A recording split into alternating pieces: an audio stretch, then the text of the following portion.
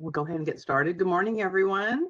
Welcome to the October 16th, 2024 Enforcement and Compounding Committee meeting. My name is Maria Serpa, chairperson of the committee. Before we convene, I'd like to remind everyone present that the board is a consumer protection agency charged with administering and enforcing pharmacy law. Where protection of the public is inconsistent with other interests sought to be promoted, the protection of the public shall be paramount. As I facilitate this meeting, I will announce when we are accepting public comment. I have advised the meeting moderator to allot 3 minutes to each individual providing comments. Throughout the meeting and at appropriate times, we will begin with public comment for individuals attending in person, followed by public comments by individuals participating via WebEx. This approach is necessary to facilitate the meeting. Before we get started, I'd like to ask the staff moderating the meeting to provide general instructions on the process for providing public comment via WebEx. Kelly?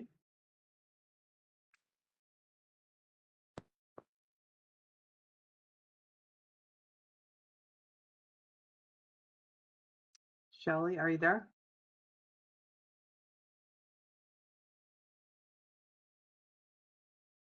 Did we lose her? She's still there on mute. I think you're on mute, Shelley, if you're trying to speak. Elizabeth today, Maria. It's raining in Sacramento, which is unusual for us, and so maybe that's part of the joy. Is there a co-moderator that can provide the instructions? This is the moderator, Elizabeth. I can definitely provide instructions from my sorry, side. Elizabeth, I'm not sure. This is the wrong name. Okay, there you go. I was, yes, I can. I'm sorry, I confused you. It was my fault. Elizabeth, No worries. please provide us instructions. Definitely. Each time that the committee opens up for public comments, the moderator, myself, will open the WebEx Q&A feature, and instructions will be displayed on the screen as it is at this time. And for those that are logged in, if you would like to participate in public comment, just click the question mark inside of the square, and then a text box will appear. Just type the word comment in that text box.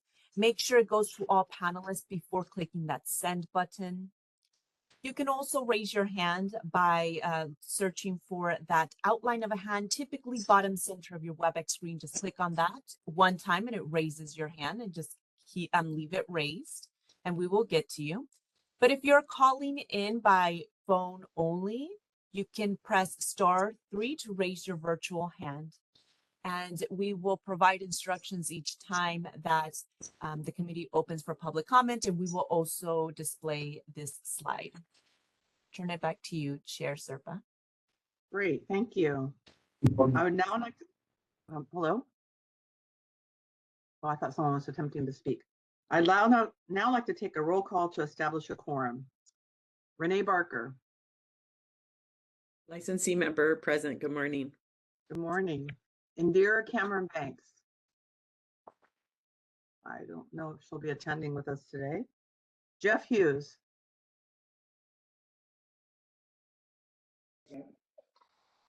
Thank you. Good morning. Sung Oh. Good morning, I'm here, licensee member. Thank you. Nicole Tebow. Licensee member present. Good morning. A quorum has been established. I ask everyone participating today to be respectful of the work before the committee. We encourage participation by members of the public throughout our meeting at appropriate times. The committee respectfully requests that when comments are provided, they are done in a professional manner consistent with how the committee conducts its business. Before we move to the next agenda item, I would like to remind committee members participating via WebEx to please remain visible on camera throughout the open portion of today's meeting. Members, if you need to temporarily turn off your camera due to challenges with internet connectivity, please remember to announce the reason for your non-appearance when you turn off your camera. Finally, since today's meeting includes a presentation that was requested by the board, I would like to ask staff to send out a link to all board members when the live stream of this meeting is available. This will ensure members who are interested have an opportunity to review the meeting prior to the next board meeting. Thank you all. Okay, let's move on to agenda item 2, public comment on items not on the agenda or agenda items for future meetings. I will now ask the moderator to open the line for individuals to provide an opportunity to provide public comment on items not on the agenda. You are not required to identify yourself, but may do so. I'd like to remind everyone that the committee cannot take action on these items except to decide whether to place an item on a future agenda. Accordingly, if your comment pertains to an item on today's agenda, please save your comment for the public comment period specific to that agendized item. Members, following public comment for this agenda item, I will ask you to comment on what, if any, items should be placed on a future agenda. As a reminder, this item is not intended to be a discussion, but rather an opportunity for members of the committee and members of the public to request consideration of an item for future placement on an agenda, at which time there will be discussion. Are there any members of the public in Sacramento that wish to provide comment? Are there any members of the public in Sacramento at all? We don't have any members. Okay, thank you. Let us know if someone should come. We'll move on to, we're ready for public comment for items not on the agenda from individuals participating via WebEx. This is Elizabeth? the moderator. Thank you. This is the moderator. The Q&A is now open. The instructions are on the screen for your reference. If you're logged into WebEx and would like to participate, click on the question mark inside of the square, type the word comment in the text field, make sure it goes to all panelists before clicking that send button, or simply press on the outline of a hand. If you're calling in from a phone only, *3 to raise your virtual hand. At this time, I see no request for public comment. Would you like me to close the Q&A? I'm just going to give it a couple more seconds. I think we're ready to close the public comment. Thank you.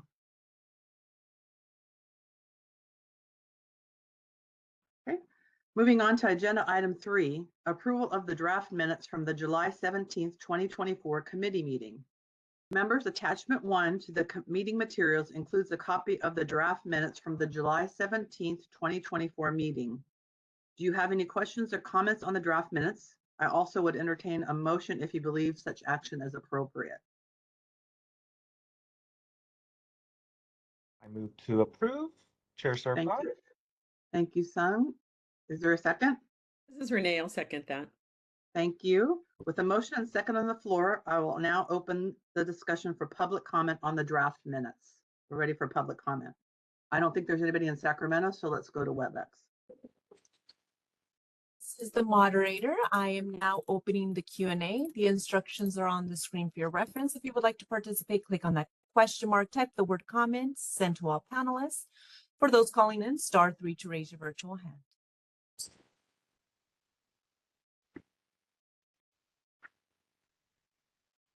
At this time, I see no request for public comment. Would you like me to close the Q&A? Thank you. Seeing that there's no comment, let's take a roll call vote. Renee Barker. Yes. I believe Indira is still not here. Jeff Hughes. Yes. Sung Oh. Yes. Nicole Tebow. Yes. And chair votes yes, motion passes. Thank you. Agenda item 4, presentation on distribution of controlled substances, wholesalers perspective, provided by Leah Lindahl, Vice President, State Government Affairs, Healthcare Distribution Alliance, and Sarah Watson, Manager, State Regulatory Outreach, Cardinal Health. Members, background information on this agenda item is provided in the meeting materials. As you may recall, the board received public comments from patients and chronic pain advocates about the impacts to patients who are facing challenges receiving their controlled substances. We also received information on actions taken by the DEA to change the allocation quotas for controlled substances may have contributed to this issue.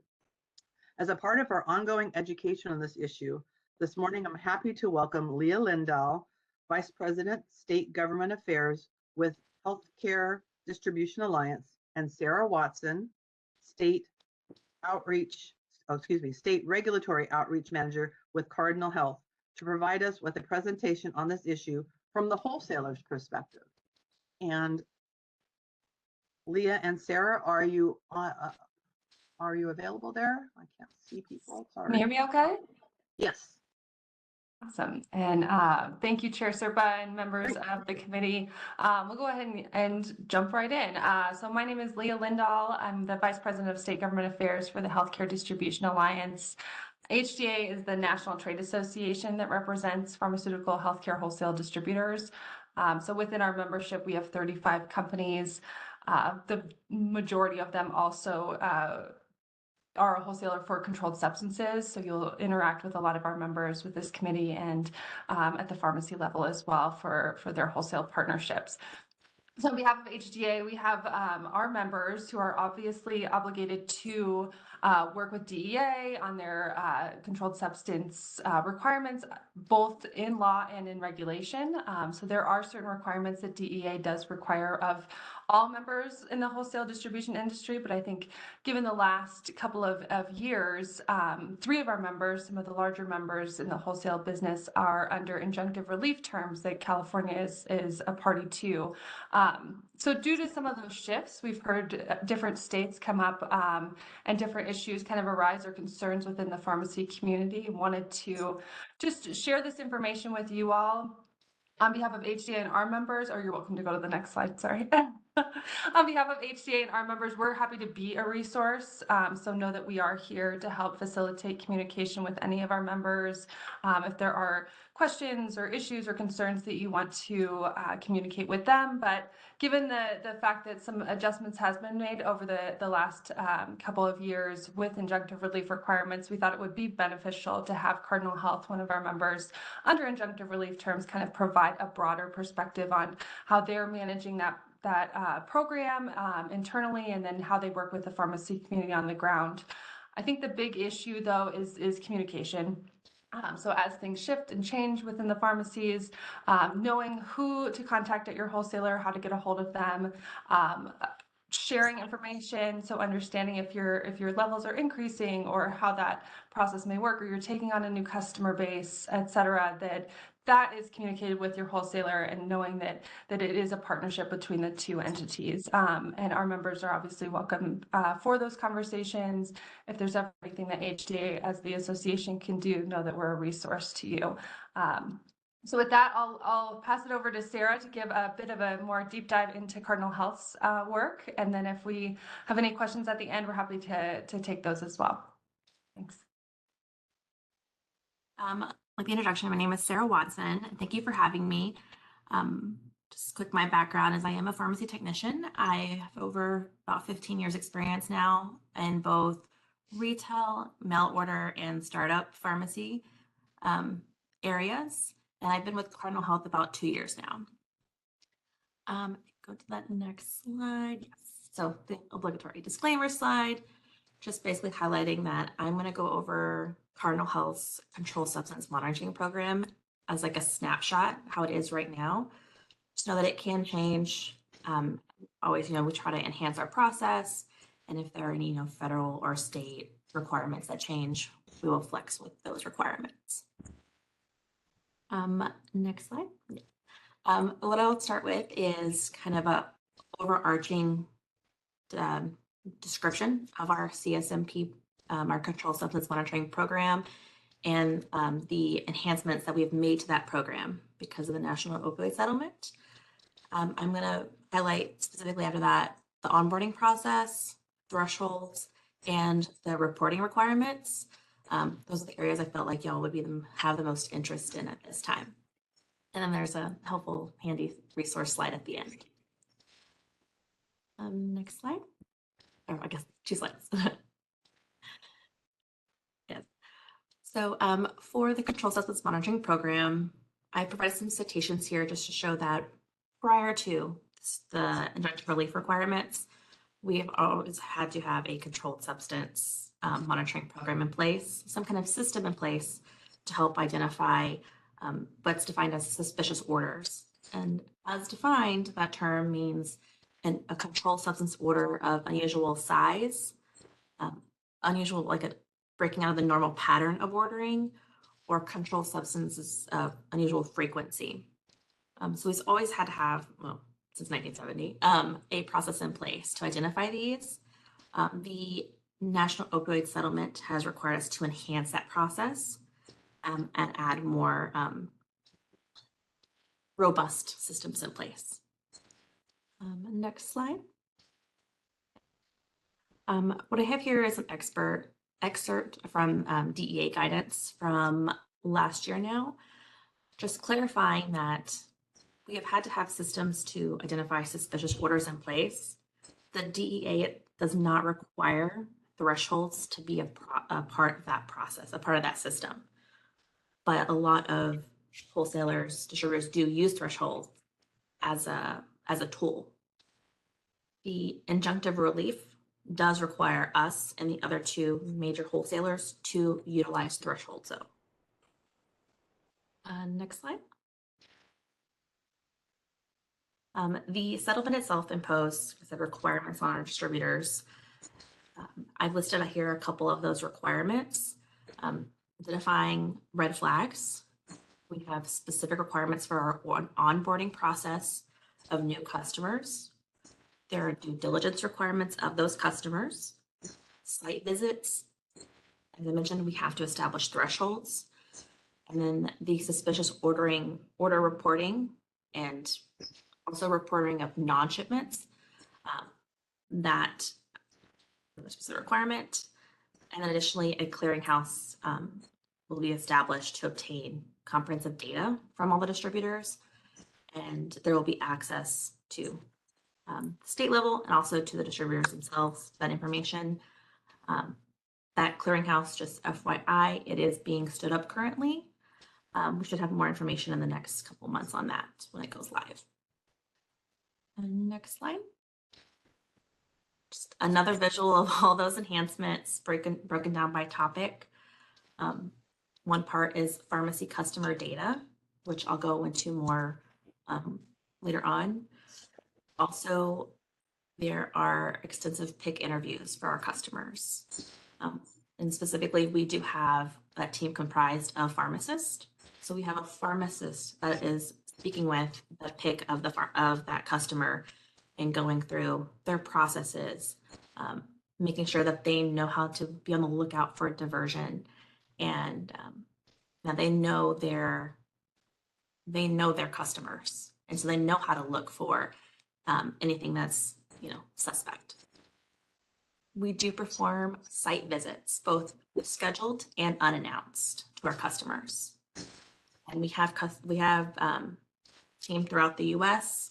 that travel a lot, and they go all states and territories that we cover, including like Hawaii and Alaska, a little farther to get to, but we will send people there. And then we do have the threshold setting, using industry consultants to make sure that those thresholds are put in place properly. Also, we have a robust communication process where we're communicating to our current customers, also customers who are considering, becoming our customers, right? And then the public at large. Next slide. Okay. Now we'll go into specifically the onboarding process. Next slide. Okay. So what we do here at Cardinal is that we do have this information online, so it's easy access to our potential customers. And first step is that we do require a registrant questionnaire.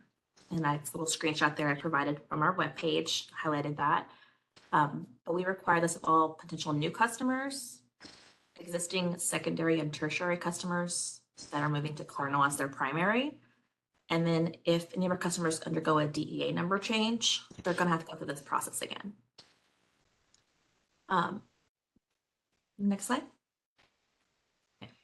So part of that questionnaire process is the information gathering. So we're wanting to know the stats of the pharmacy, who's the PIC, where you're located, the basic information, right?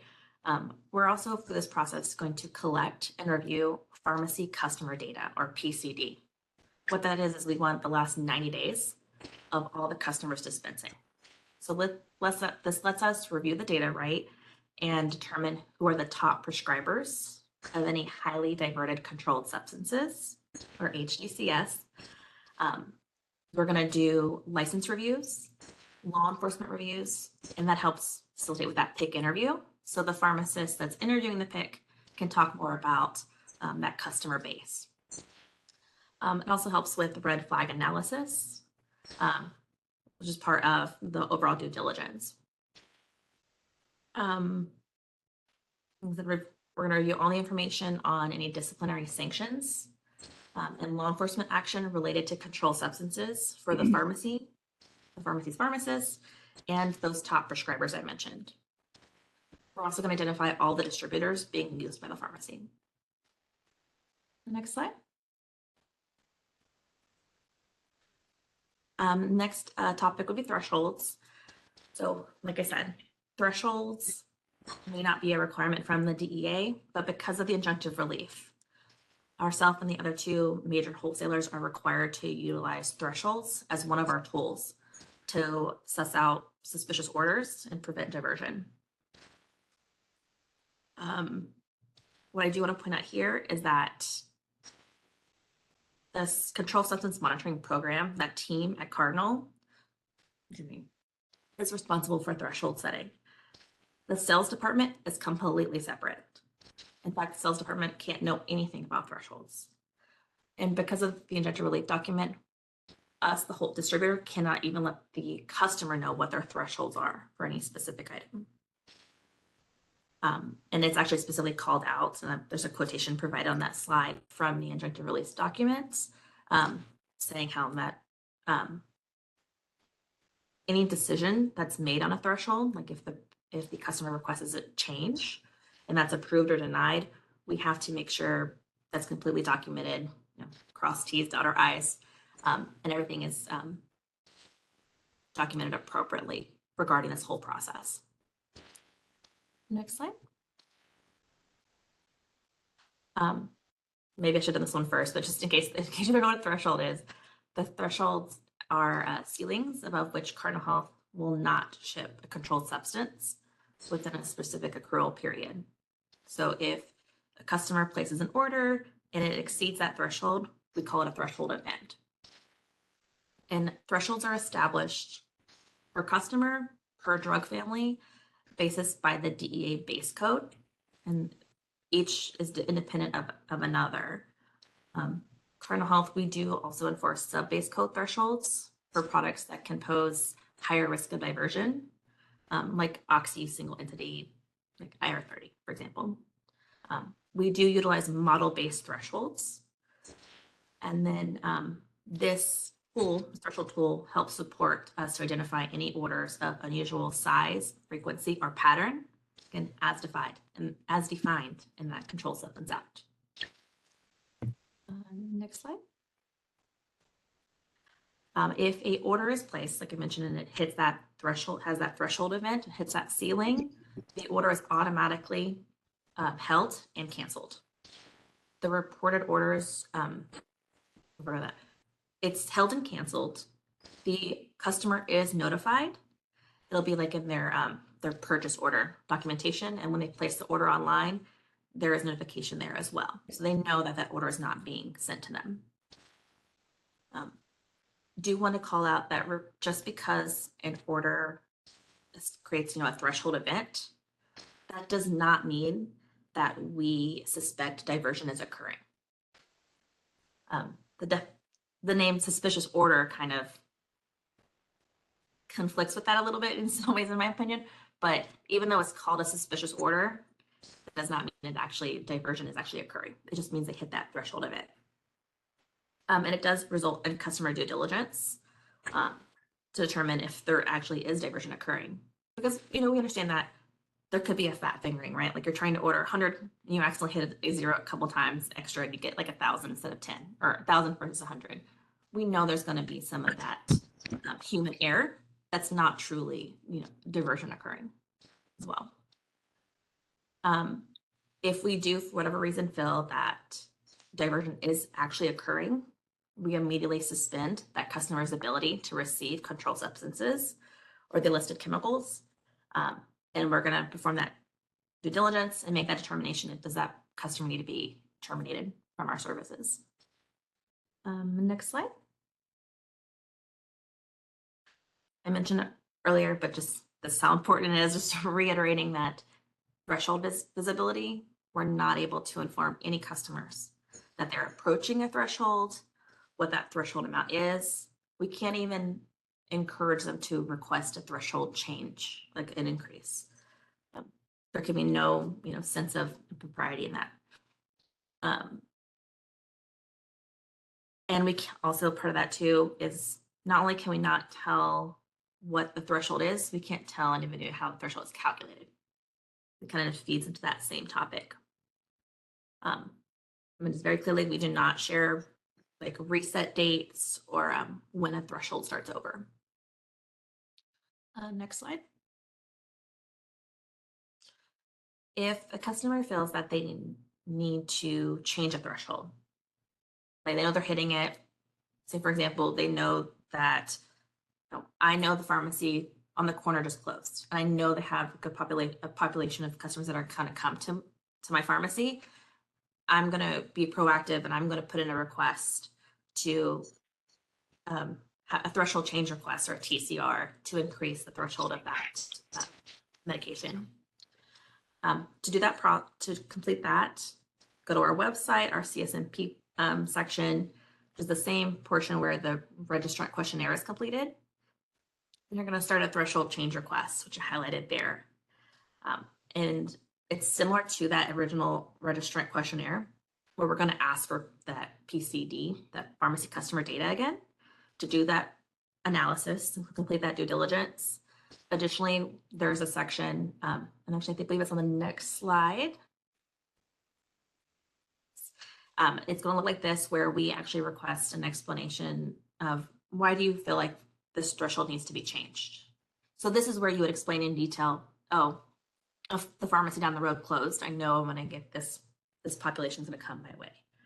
Or clearly I'm hitting a threshold, my patient customer volume has shifted in some way. And this is, ABC, this is why I need the threshold change request. And then this request is reviewed by our team and processed, as soon as possible.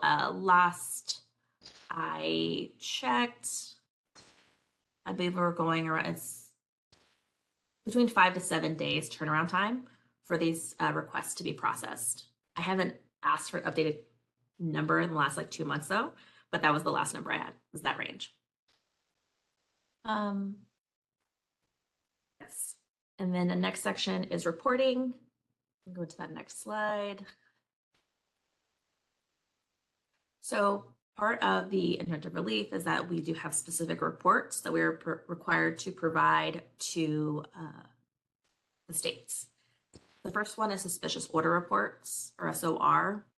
This one is a one-page memo that details why the pharmacy customer's order was flagged as suspicious. So basically, when an order hits that creates that threshold event, that order is stopped and an SOR is generated and made available. I put on the bottom, but it is made available for California. There's a couple of board staff that have access to these reports, as well as some individuals at the Attorney General's office. Cardinal, we actually have ours stored in a secure SharePoint site and grant access to the individuals that need access to those reports. Additionally, from the SORs, we also provide quarterly summary reports, and this breaks down the top 10 customers by volume for each of the top 10 highly diverted controlled substance base codes that have generated these suspicious orders. And the most recent one of those reports from us, I believe, went out last week. So your staff has that access to that now too. As well as if we decline to onboard any customers, or if we terminate any customers, we're going to give you reports on that as well. And those are also, all 4 of those reports are located in that SharePoint site in Cardinal. And then the last slide I had was just a couple of resources, just to reiterate that right there is our cardinalhealth.com/CSMP. That's our main website for all these links and screenshots I showed you. There's also a handy like FAQ section, and the right, contact information for the different teams here at Cardinal within the CSMP. Also, I'd advise if Cardinal isn't your distributor, to reach out to your distributor to ask them how their process works. And if you feel like you want to read the injunctive relief, it's Exhibit P in the settlement. It's available online. Injunctive relief section's only about 50 pages. If you want to read the whole settlement, I think it's over 300. So if you have the time, feel free. Yeah, and thank you for allowing us to present. And as Leah said, we're available for any questions or comments from the committee. Thank Just you. gonna echo what Sarah had to say on the end. All three of the wholesalers that are under injunctive relief obviously have their own programs that they have to operate with regard to those terms, but all the terms are the same. So you can kind of dig into that Exhibit P, read it for yourself to understand kind of what requirements and obligations that the wholesale distributor is under. And then they all have the resources that obviously Sarah was able to provide for Cardinal.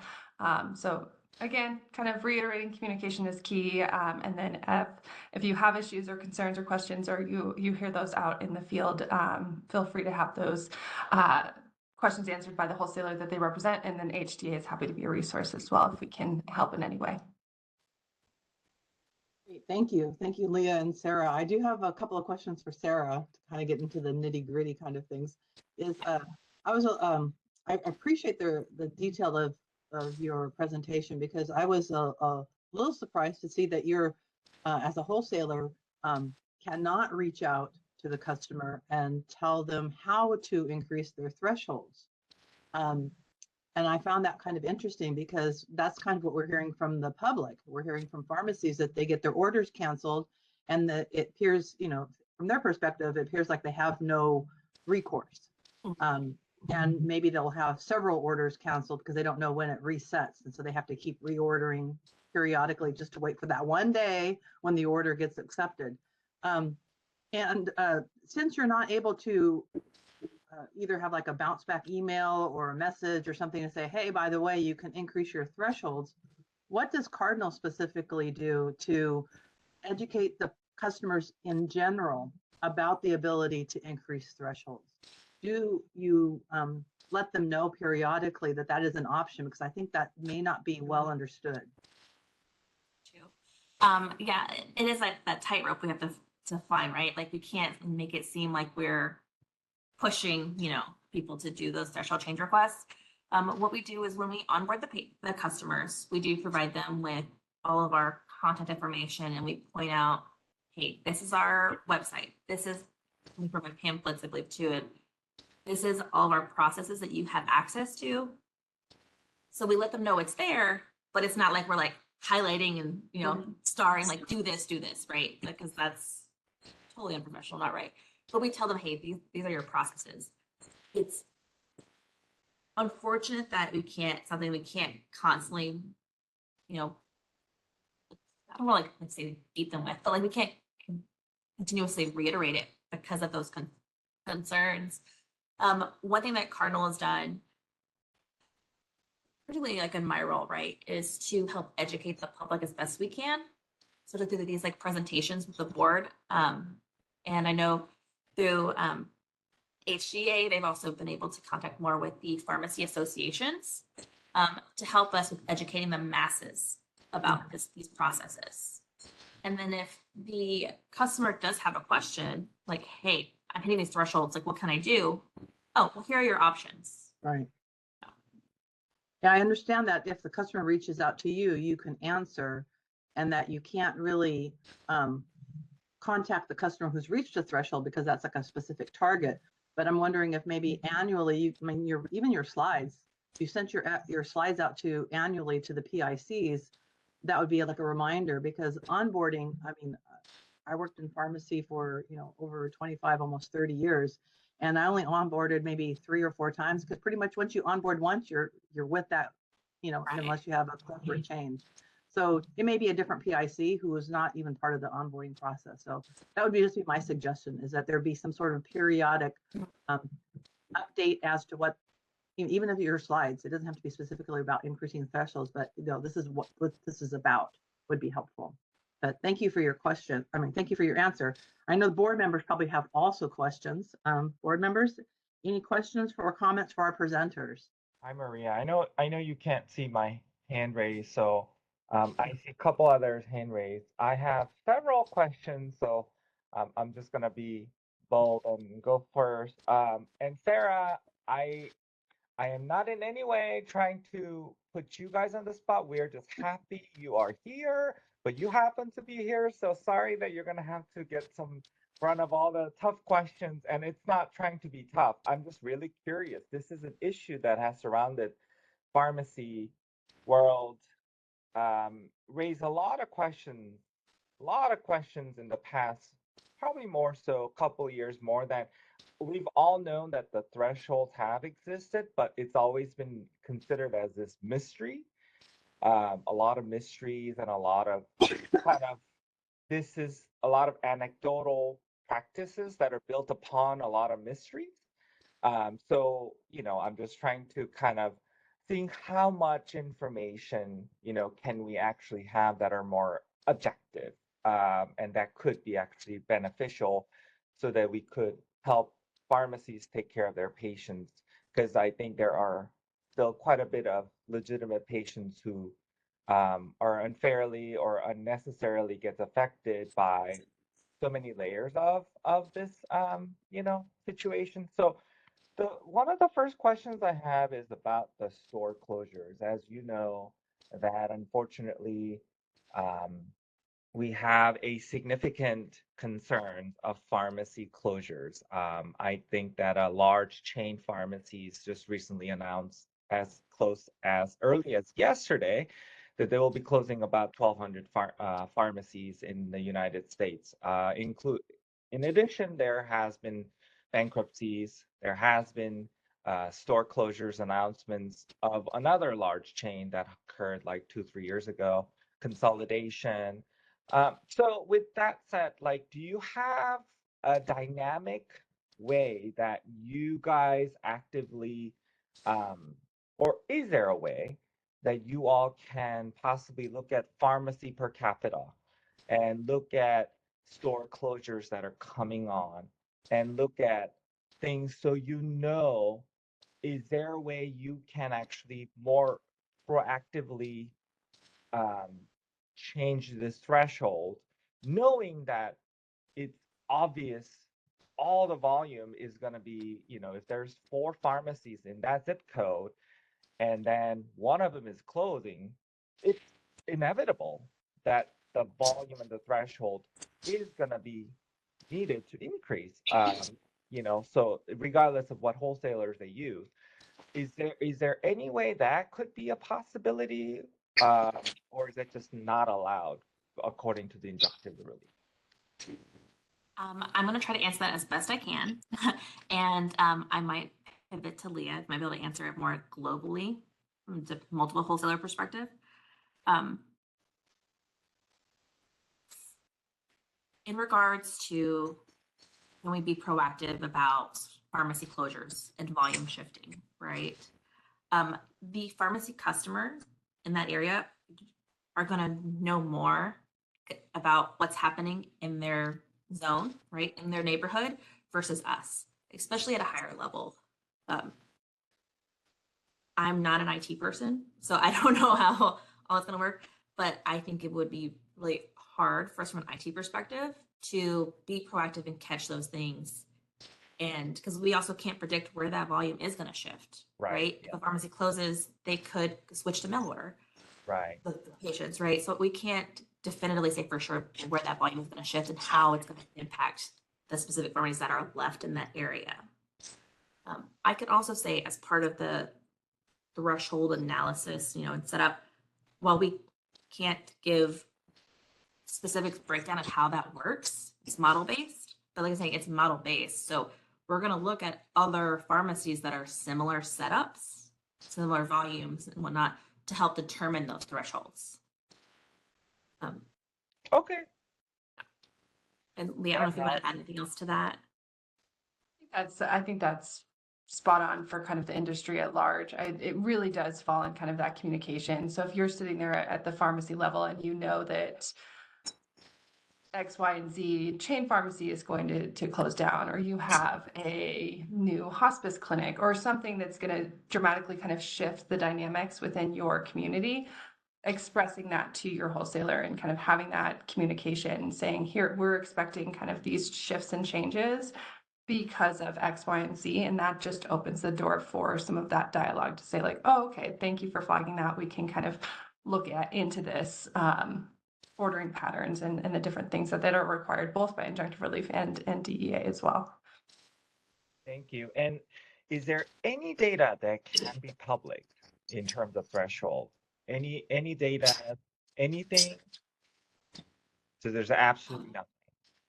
Well, unfortunately, we're not able to give any specifics to specific thresholds or the threshold, creation process.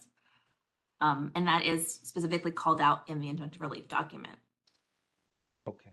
Are there any data that can be public that is not related to thresholds, maybe that are more looking at the pharmacy per capita that could at least give us some understanding where there may be issues with a pharmacy services that are available to patients that you guys might have? Not that I'm aware of. Okay. Because I'm just Not from curious us. at the global perspectives of this pharmacy deserts possibly coming on and issues with if there's only one pharmacy in that singular area or the number of pharmacies dwindling, how can we be more proactive? So that's kind of what I'm, Gotcha. trying to think about. Yeah, okay. And few more questions. I'm sorry again. I'm not grilling. This is not grilling. This is just really such an interesting topic I have. It's I have you guys as my wholesaler, so I'm very familiar with you all. So you have all been great. So I think I really appreciate Cardinal Health. The reporting to the Board of Pharmacy aspect. So you notice that that there are layers of the reporting to the Board of Pharmacies. Is that a correct understanding? If a pharmacy puts an order that pushes the threshold limit up, is that an automatic reporting to the Board of Pharmacy, or that alone is not the automatic reporting? Oh, you mean like if pharmacy puts in an order and it Order hits that and it- threshold event, Right. right? Yes. Yes. So the order is automatically held and canceled, and Right. it generates an SOR, and that report is provided to the board automatically. Oh, okay. So every time that threshold hits, so like if I'm trying to see when I can order, every day I'm trying to order this and it hits the threshold, that's gonna send a report to the board. Correct. Ah, okay, interesting. Okay. Yeah. So that was my suspicion. That seems to be correct, so that's good. Okay. Lastly, about shortages.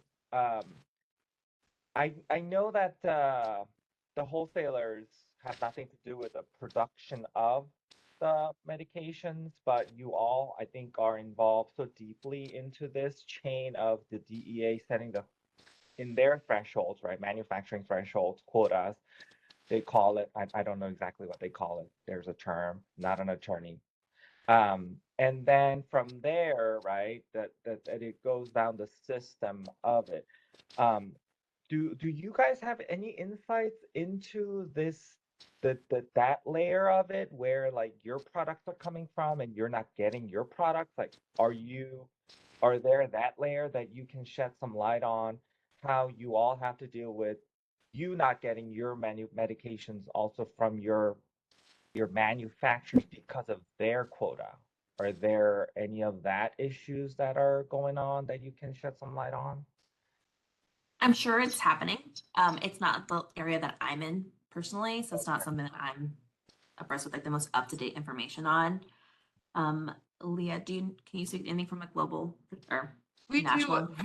We do work with DEA quite a bit on some of those issues. So especially around access to ADHD medications that we've seen kind of consistent shortages on due to some of the quota requirements. So we've had those kind of consistent conversations with DEA to say this is what we're experiencing in reality. This is the ordering demand that we're seeing kind of year over year, and able to give that information to DEA. So hopefully that can help them just determine how to set those thresholds, and whether they need to increase those or not. It's kind of up to them. So that really does fall on DEA, and where they can kind of figure out, we're just kind of a resource for them to understand the ordering patterns, the amount of orders that are going through, and how those levels are increasing or decreasing. Thank you. And one more, I'm sorry, and I'll yield to my fellow board members. I'm sorry, taking up so much time. This is such an interesting topic for me. Is there a way that a Cardinal Health, or Leah, maybe you can better assist, is there a way that we can look at I'm sure we have our data, but is there any way a wholesaler can supply the amount of, let's say, hydrocodones and the oxycodones that have been ordered in the past like 10 years, and looking at the trends of the volume of those orders for the chemicals that are identified by the DEAs, like the classifications, so that we can see where it is in terms of the volume of that you all are selling to pharmacies at least? I think there is, so I'd have to get back to you on that. I think there is I'm sure There's a there's report or something already. yeah. Okay. I think there's something like Arcos data and some of those Yeah, pieces. I know our board inspectors Yeah. have mentioned those before, but I just Mhm. wanted to see if you guys have. Okay. Sounds good. I really, really appreciate your time. Thank you. This is so, I'm so happy you guys are here, and I just cannot thank you enough for your time. Thank you so much. I will add, Dr. O, I will be at an ABP district meeting this Cool. weekend. So if See you you have more there. questions, we'll find you. I'll see you there. Okay. I think Nicole has her hand up also. Yes, hi. Thank you so much for being here. And I know you all might not be able to answer some of these questions, but I just want to make sure, I like throw these comments out. I guess my main question really comes down to, is there a way, be it from the Board of Pharmacy, be it from you all, to push back or kind of ask for change to the DEA? Because what my concern is, what I'm seeing, and you all might have a better perspective, but because data isn't being released, the perception, at least that I have, is nothing's being caught that's opiates, and everything that's getting caught like in this process is not necessarily helping the opioid crisis. I'm hearing, in fact, the opposite. Very concerned about buprenorphine being caught in this and not being allowed to increase. That's very worrisome if you're trying to end.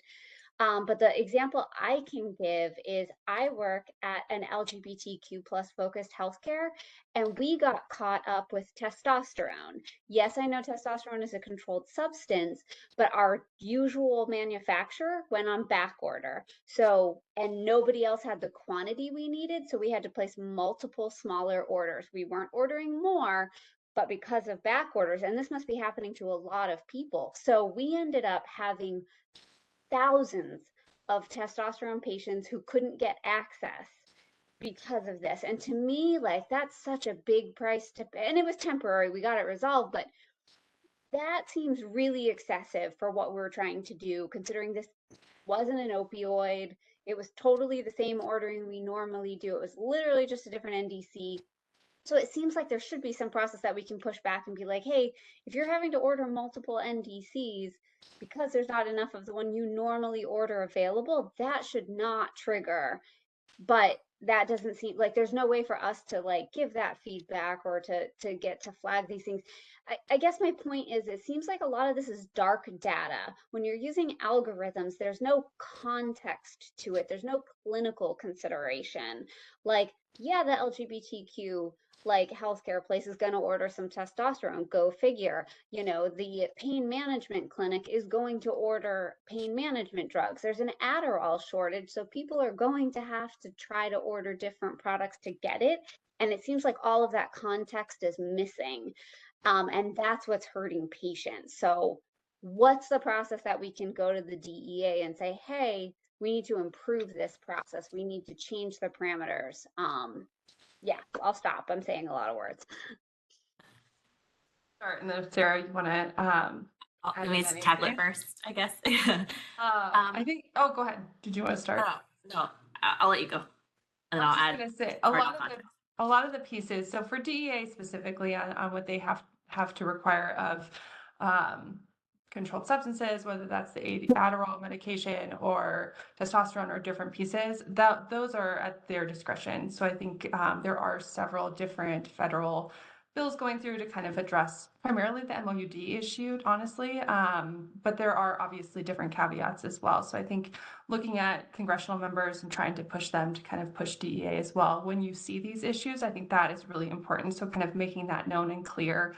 Also communicating that up to the wholesaler again, kind of making sure that those issues that you're seeing those ordering pattern changes, or you have this issue with the manufacturer and you're expecting to kind of make those multiple orders, making sure that that's clear with the wholesaler so that they're aware of those certain instances. As far as injunctive relief, the vast majority of these terms were given to the wholesalers. So the three wholesalers that are involved, it's what the attorney generals had deemed appropriate and very specific terms that they have to comply with. And pushing back against that, we're basically stuck between a rock and a hard place as the wholesaler is. There's not really an opportunity to kind of change those terms because of the settlement agreement and the number of AGs that kind of have outlined what the scope and needs are that they have to kind of comply with as far as what the wholesalers are required to do. So two different pieces I think that you have to kind of look at as far as injunctive relief. It's kind of set as far as what the AGs wanted to see as far as the wholesale industry and how they operate with controlled substances. And then on the DEA side, I think that's another kind of congressional level push and even directly to DEA as well. But if you are seeing the issues, if you are seeing kind of that ordering issue and you expect or anticipate other things, just making sure that there's that open communication with the wholesaler so that they're aware and can kind of figure out adjustments if there is a need there. And Sarah, I don't know if you want to add more to that. Perfect. Thank you. That's helpful. And do you all get to see the data, or does anyone get to see the data of what is actually being blocked? Is there any data to show that this is working, that this is reducing opioids, or is this just creating a mess for patient access? You know, is there any way to prove this works? I'm sure the data is there. In regards to how it's being interpreted and reviewed in regards to this point. I'm not sure if it's being reviewed in the way that you're specifically asking, but we do have, as part of the injunctive relief, there is a third-party monitor that is reviewing all of the program information for all three wholesalers, policies and procedures, specific cases. They'll pull sampling out and reviewing everything to make sure it's being done appropriately as required by the injunctive relief. And they do an extensive review. We're in the middle of it. And then they, the monitor does generate a report that's presented to the, I always forget the name of this committee, the State Compliance Review Committee, which is comprised of 6 of the state AGs. That will review that report and make that review and determination of if everything is being done appropriately and meeting the requirement of injunctive relief. Great, thank you so much. I appreciate it. Thank you. Board members, any other questions? Hi, this is Renee. Thank you to all the comments ahead of time, very astute. But I think this is obviously, very complex, and I think there's some unintended consequences, that we're trying to see, like Nicole said, what can we do as a board? But I'm just looking at this, just one little aspect of this process, and we have, comments that address this. But, you know, like in this process, when a pharmacy, um, you know, submits an order that then, you know, is beyond their threshold, and they get a message that says suspicious order, and that I'm sure sends chills down their spine when they're just trying to order. You know, they got a patient. I know I work in a pediatric inpatient, and we have, you know, we say pediatric, people think little people. We have some, you know, like fully adult size kids with um, severe pain issues, end of life care. And what, you know, they get discharged. I mean, they will, you know, when they're inpatient, we do have times where, you know, because of the tolerance, they are using huge quantities to control their pain, and then they go home to die. And then they're going to go to some pharmacy somewhere and need to, you know, possibly get, you know, their medication. Let's use that example.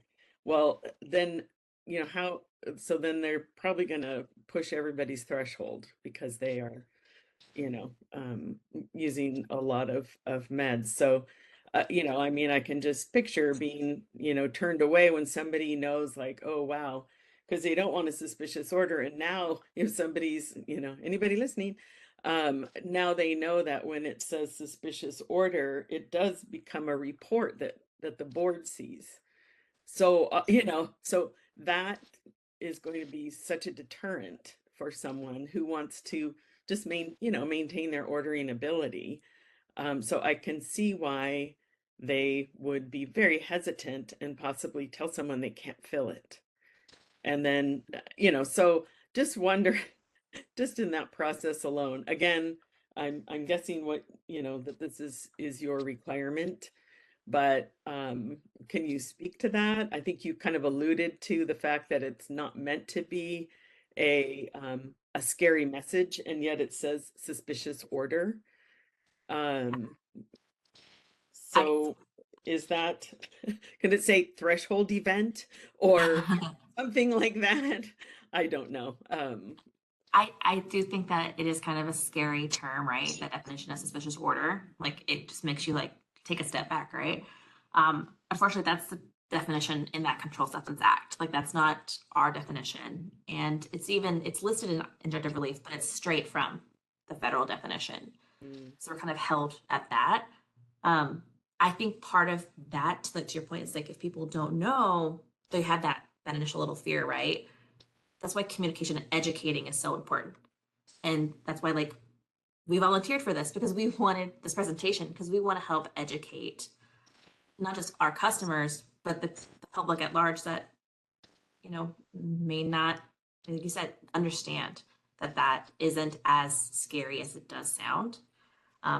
And I will say, even though the order is held and an SOR is generated and it's provided to the board in the AG's office, you're saying it, and it doesn't mean that we think there's actually diversion happening at this point. It hit that threshold event as part of that tool, so we can look at the overarching, right, like the whole picture, not just that one little piece of data.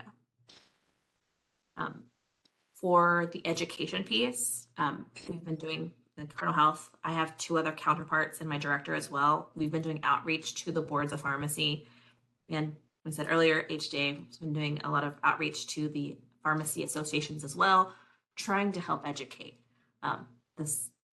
the regulatory bodies and the public at large about this process and these individual items, because even though we're 2 years into injunctive relief, it's kind of settling in more, I feel like, for the public at large. And we're trying to see these issues pop up in multiple states. Like California is not alone. Like everyone is having questions, and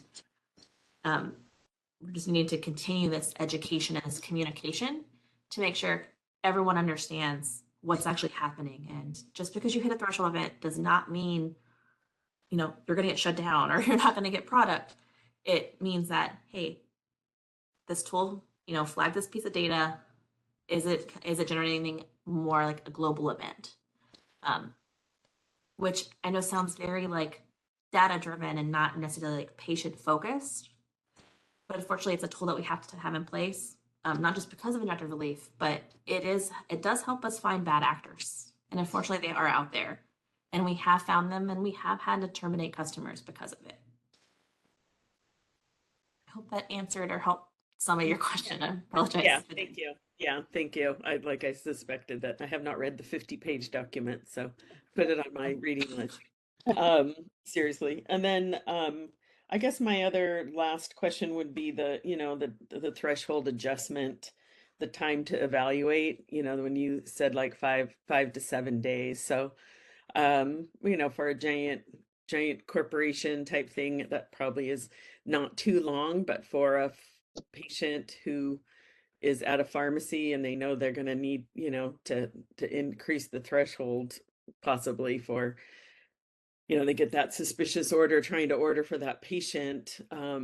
Is there any opportunity there that the threshold would be, be able to be adjusted more quickly than that? And I guess my second question to that would be, if some, do people then go back and let's say when that patient no longer needs that end of life medication anymore, they could decrease their threshold. Do people do that? Do they, can they go up and then go down? I don't know if that makes sense. It I'm does make thinking sense. like smaller pharmacies, not a larger one, not so much. Got you. For your first question comment about the turnaround time for these threshold change requests, that was the average. They said that I pulled a couple months ago. It is going to fluctuate. The turnaround time, it's going to be completely based on the volume of requests we get.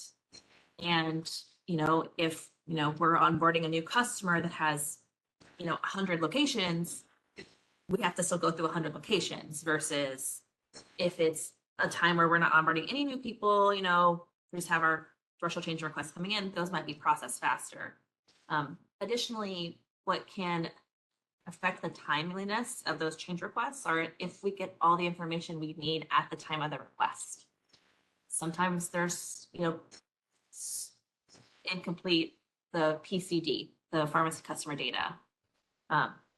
Or it could be that, there's a follow-up question to the description and explanation of why the threshold change request was requested. Like we need more information. So it can be a back and forth. So that's going to impact the turnaround time, those kind of requests. If something needs to be expedited, I'm sure there is a way to do so as long as everything is being documented and all the steps are being met. That being said, I can't guarantee a specific turnaround time for that. If something is noted as, hey, this is urgent, and that request can be put in and that be given weight, like the hey, this needs to be done. But again, I can't promise that it would actually provide a faster turnaround time. And then in regards to, do people ever request to lower their thresholds? I don't know the answer to that, but I'm gonna guess that people don't have, customers on the regular don't have time to like, let me lower my thresholds. It's usually the increased requests that we get. Yeah, thank you so much. Appreciate You're it. welcome. I'm sorry, Thank I you. have one more question. Sorry, Maria. That's fine. I'm sorry, and this is a stupid question, so I apologize in advance. Is there injunctive relief indefinite or is there a term? Believe it's at least 10 years if I don't. Okay, so it's not indefinite. Okay, all right, thank you. Yeah. Thank you. So now we're going to be opening up for public comment. I'd like to remind everyone that the public comment period is not a question and answer session. Rather, it's an opportunity to provide comments on the presentation. Leah and Sarah, this is for you. You are under no obligation to answer any of the questions posed. We will begin with public comment with individuals in Sacramento. I think we still have no one in Sacramento. That's correct. Okay. Moderator, we're ready for public comment via WebEx. This is the moderator. The Q&A is now open. The instructions are on the screen for your reference. If you're logged in, you can press on the question mark, type the word comment in the text field, make sure it goes to all panelists before clicking that send button. You can raise your hand by pressing the outline of a hand. For those who are calling in, *3 to raise your virtual hand. So I'm going to go through the list. I do see 4 hands that are raised. I'm going to go through the list in order that they were raised. And committee chair, just to confirm, that is a 3-minute time limit. Yes, 3 minutes. Thank you. Thank you. So Monty Goddard, I apologize if I mispronounced your last name. I'm going to send a request to unmute your microphone.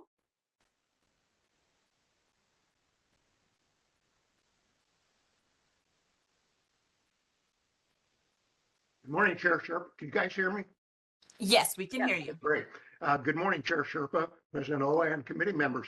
My name is Monty Goddard. I'm a 45-year licensed California civil engineer. I advocate for my wife, who has been an intractable pain patient for 2.5 decades. I'm a member of the Speakers Bureau, the national campaign to protect people in pain. Just for the record, I've read all 54 pages of the injunctive relief multiple times. It is draconian. I can't imagine being a pharmacy owner and not having read that document. It is frightening. Thank you again for agendizing this briefing on this critical issue. I submitted written comment, which has been added to the meeting's posted materials. I want to emphasize how this settlement's injunctive relief is creating today's increased shortages of controlled substances on pharmacy shelves, and most importantly, the patient harm. The injunctive relief requires the settling distributors to develop and hold secret controlled substance order thresholds for each of their customer pharmacies or pharmacy chains. If a pharmacy submits an order or summation of orders exceeding the distributor's secret threshold for the pharmacy, the injunction requires the distributor to cease filling all orders for controlled substances to the pharmacies and to report the offending order as a suspicious order, not only to the pharmacy board, but to the state AG and the DEA. Only after, if the suspicious order is resolved, can supplies resume to the offending pharmacy. This iniquitous process is why pharmacies err on the side of caution in order to not exceed their threshold when they have zero knowledge of what their threshold is. This very understandable and predictable blind erring on the side of caution by the pharmacies is what is causing much of the shortages on pharmacy shelves. No mention was made in today's briefing of the DEA and HHS joint undated but prior to March 8th letter to the distributors, asking them to carefully examine quantitative thresholds they have established to ensure that individuals with OUD who need buprenorphine are able to access it without undue delay. This letter and the similarly posted May 8th AMA, APA, ASHP, and ASAM letter provided in my written submittal, although blatantly discriminatory to all other patients with legitimate prescriptions for controlled substances, provides proof these thresholds are harming legitimate patients. Committee members, ask about this issue. Obtain answers. Once you have the answers, please consider teaming up with the medical board in a joint brief to AG Bonta. Thank you for agendizing this critical issue and the opportunity to provide written and public comment. Thank you. This is sorry, go ahead. This is the moderator. The next individual, Pat Irving, I'm going to send a request to unmute your microphone. I've set timer to 3 minutes. I'll provide a 10-second warning.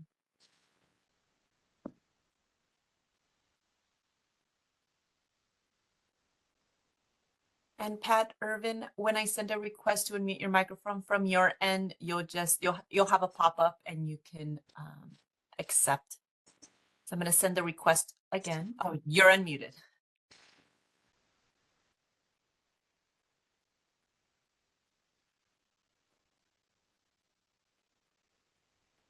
And Pat, are you able to? Are you speaking, Pat? Just wanted to double check your microphone is working. You might want to get closer to the microphone. Okay, we can come back to you, Pat. Let's go with John Gray. We're going to send a request to unmute your microphone. Hi, good morning. This is John Gray, registered pharmacist with Kaiser Permanente. Thanks for the presentation and thanks for the opportunity to provide comments. We appreciate Dr. O's and Dr. Barker's observations on the patient impacts associated with thresholds, and also Dr. Thibault's observation on the impacts associated with non-opioids. We echo that observation. From our experience, some examples of cases where thresholds might be exceeded could be unique patient need for a controlled substance, for example, a patient being cared for by a hospice agency, and changes in clinical practice based on new data resulting in off-label prescribing of controlled substances. Our observation from cases like these where thresholds were or could have been exceeded were that distributor thresholds are insensitive to these changing needs for controlled substances. The process to get a threshold adjusted is far too slow, even in cases of known changes in business activity with advance notification to the distributor. And while a request for an adjustment is working through the process, patients suffer, as many have noted. In some cases, inherent in the distributor's decision to adjust a threshold or not adjust a threshold is a clinical judgment about the appropriateness of use of a controlled substance in a particular case or set of cases. Distributors are not healthcare providers, and as such, this is concerning. Given these factors, I also searched the Medical Board of California briefly to see if they have discussed this issue in any detail, and couldn't find any record of that discussion with the Medical Board of California.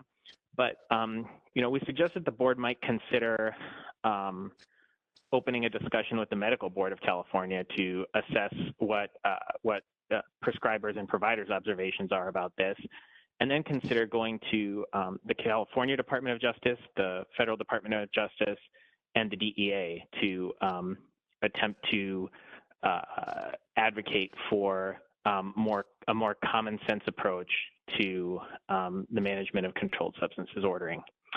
Thank you very much for the opportunity to provide comment this morning.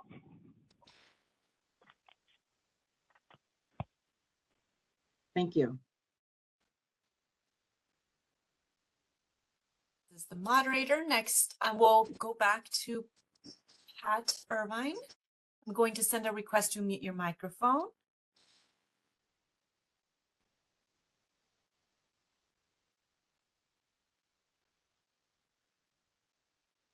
And you are unmuted, or let me send a request one more time.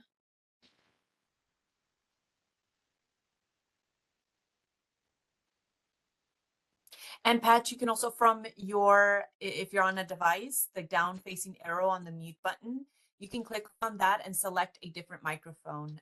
You may think you have one, but on the settings, it'll show you another microphone. You can select that and that might work.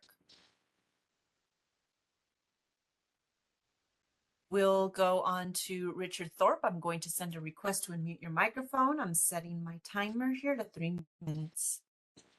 This is Dr. Richard Thorpe. I'm an internal medicine physician practicing in Northern California and a member of the Medical Board of California, and was the chair of the task force to update the Medical Board's recommendations for controlled substance prescribing. Thank you for your willingness to allow me to make a comment this morning, and thank you to the very thoughtful comments made by the members of the Board of Pharmacy this morning, all expressing the sensitivity of their concerns for patient care, which I greatly appreciate, being a primary care physician for over 40 years. I also want to say I in agreement with Mr. Goddard's very thoughtful comments about this mysterious and very harmful process that the injunctive relief has put in place. And I agree with the recommendations from the representative of the Kaiser Permanente as well, that this is something that is much bigger than the medical board and the Board of Pharmacy of California. It is going to require something done at higher levels. And I don't know what can be done about the injunctive relief, but certainly it couldn't be the intent of the DEA and the Attorney General federally or at the state to harm patients in the way that this is resulting in harm. And already there have been very, very, very thoughtful examples of how this is harmful. And this is not an isolated event. This is widespread throughout California. In addition to the dampening effect that my organization, the medical board, and so just to be clear, I'm not speaking for the medical board today. I'm speaking as a medical board member, but I'm speaking on behalf of myself. So this is not, medical board hasn't discussed this issue. This is my response to what I've heard this morning. But that being said, the medical board's policies of the death certificate project that we had in place for a number of years has already put a dampening effect on physician prescribing of opioids and other controlled substances, which makes the environment very difficult to practice in. And for patients, it's extremely limiting. This is even more difficult. So I agree. I would love to see a joint. And this is the moderator. I muted the line. The 3 minutes were up. Thank you, Dr. Thorpe. I think we'll continue the discussion too. Thank you. And Pat Irvine, we can send one more request for muting your microphone, or if you're able to type in your comment in the text field, I will read that out loud. So let me send a request to unmute your microphone.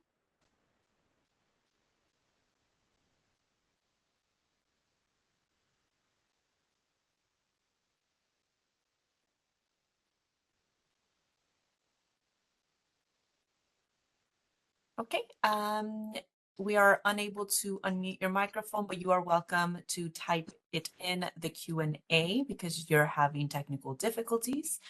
And lastly, we do have Stephen Gray who would like to participate in public comment. I'm going to send a request to unmute your microphone, Stephen.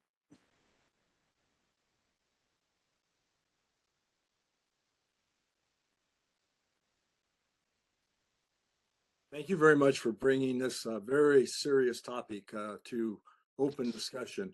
I would really appreciate it if the speakers would clarify or three aspects.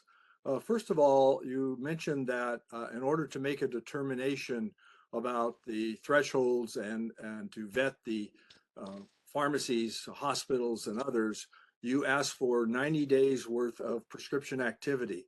I would like you to clarify whether that activity report includes patient information. And the reason is if it does include patient information, it triggers a HIPAA requirement to keep information about that disclosure available for patients if they ask for it for 8 years. Second, I'd like for you to clarify that the injunction, I think you said, only applies to the top 3 wholesalers. If that's incorrect, that needs to be explained. And lastly, I'd like you to clarify whether many organizations have a tradition of having primary and secondary wholesaler contracts. And you did mention that you wanted to know about whether the pharmacy, the hospital, et cetera, had other suppliers. And I guess that includes even if you order controlled substance directly from a manufacturer, but could you clarify the application to other than the 3 primary wholesalers, if that's all that the injunction applies to? Thank you very much.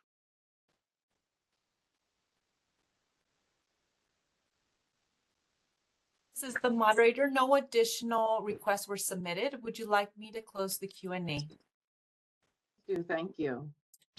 And speakers, you could answer that question if you'd like, but you're not required to. Hi, I have no problem answering that. Well, first off, I'll say thank you for all the public comment because I do really appreciate hearing those different perspectives. And it's definitely something that I will take back and share with others in my team.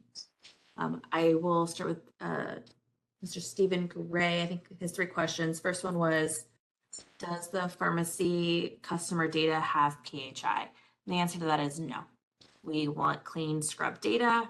Don't want PHI because we're not looking at specific patients. We're looking at trends.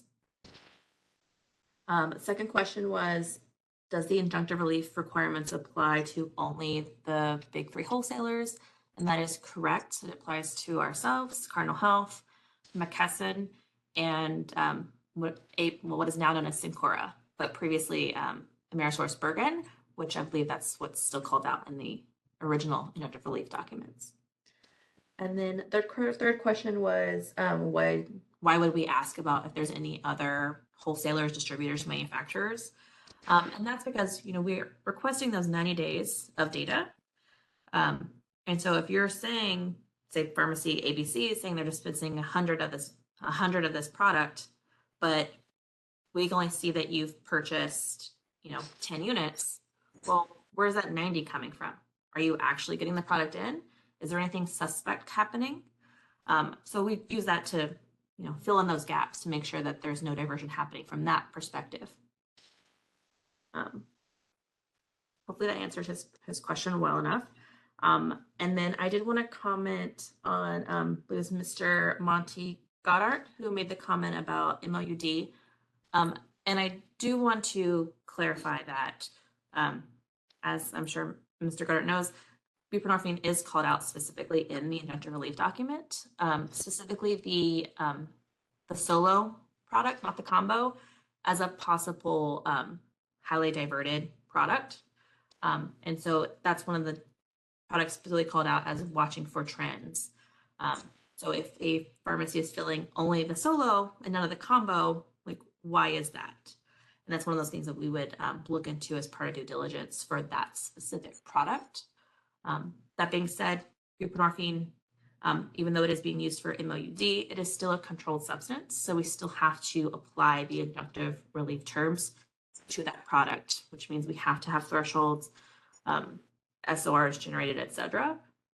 But as that volume is increasing in pharmacies, like being more comfortable with dispensing it, et cetera, if they're hitting the thresholds, they can do the threshold change request process and request for a higher threshold if necessary, if they need it for that product.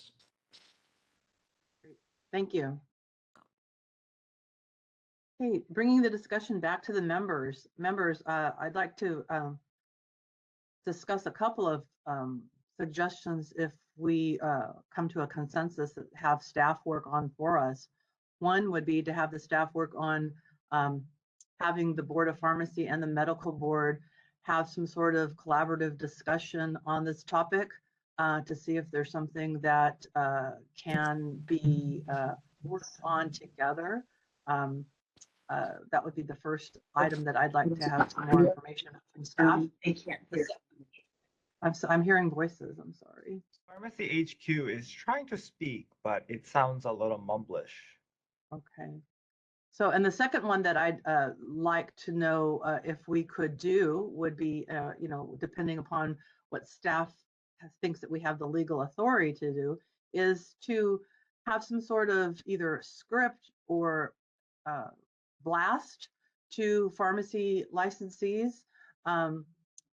Since the wholesalers are unable to educate specifically on reaching thresholds, if it's legally possible, that we could say something about, if you have questions about controlled substance ordering and thresholds, contact your wholesaler to discuss the possibility of increasing your thresholds or to discuss the possibility of filling out a request to increase thresholds, whatever is legally appropriate. So those are the two things that I am interested in hearing what the board members think. Absolutely. Thank you, Maria. Great point. Welcome, Dr. Thorpe. I am happy you are able to join us today a little bit. I know that I'm excited and looking forward to some opportunities that the Board of Pharmacy can collaborate with the medical board. So I really appreciate your time of joining us here. And we are happy to have you, hoping for further collaboration. But also, I think, Maria's second point is really important. I do believe that there are a lot of anecdotal belief and thoughts out there among the regulated public in many ways, pharmacists, pharmacies.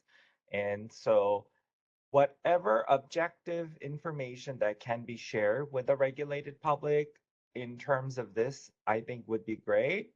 We can add it absolutely to the script article, but also just to reminding them that there are some opportunities that they can work with their wholesalers.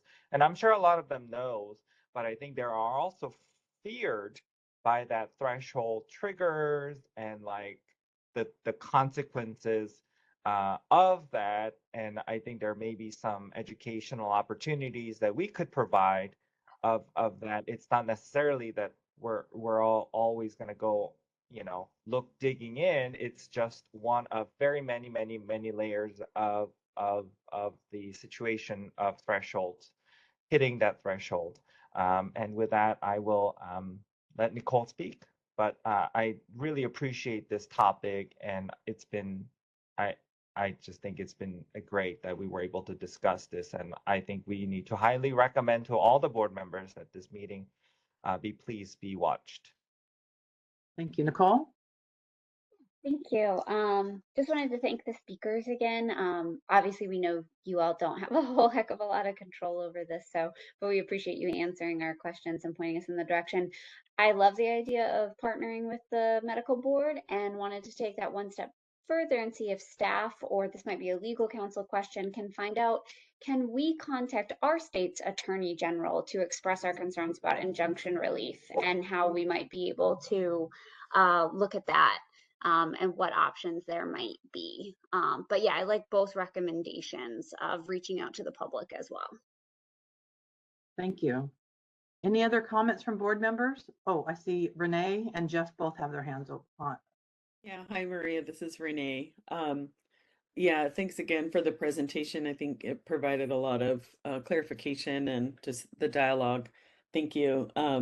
And I think I'm kind of going to go off of Nicole here, because I also would agree that both of these, like, again, collaborating with the medical board to see what kind of next steps we could, unite to at least bring about some awareness or changes. And then also education, that would be great. I think since they apparently can't, or I think it's just another avenue anyway. And then what, like Nicole, I was going to say too, that if as a board that we can at least, again, with counsel, however that's worded, but if we, voice our concern for, consumer safety to the Attorney General or the, DEA separately. I know this injunctive relief is in place, but obviously it's really causing some severe problems. So as much as we can communicate out, I think that would be great for us. Thanks. Thank you. Jeff, I see your hand up also. Yeah, being a public member, I'm always trying to learn the best I can, and it feels like it's a pretty steep learning curve, obviously. And so my question, hopefully it's not either redundant or a stupid question, in regards to the 5 to 7 days that they have to adjust or at least look into kind of that suspicious order.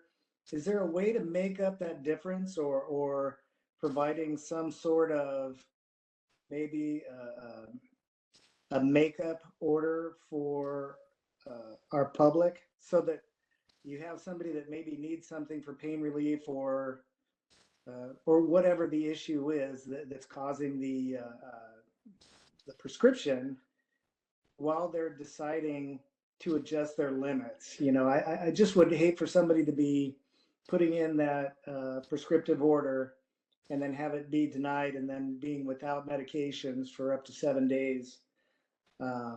So that was a question I had regarding, is there a way to adjust the threshold?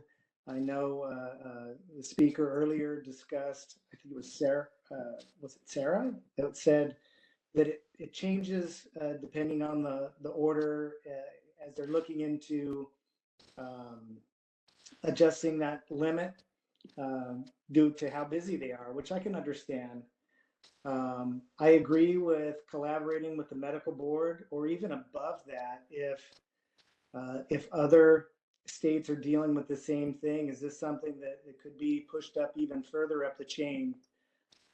Maybe not by us, but by council, either with DEA or just trying to limit the amount of impact to the public, understanding that what they're trying to do is maybe head off with the pass. People making orders for other reasons other than legitimate medical needs, which I can understand. And then the last thing I had was when we're talking about education, are we discussing or are we considering having the education committee with the California Board of Pharmacy handling this, or someone else? That's it. And if I didn't say it in the beginning, thanks so much for the presentation. It's very helpful for me to learn. Great, thank you, Jeff. I think right now we're looking at 2 suggestions that really don't need a motion, but I would like maybe council or Ann to comment about staff's ability to take on the 2 suggestions for staff. Uh-oh, we don't hear you very well.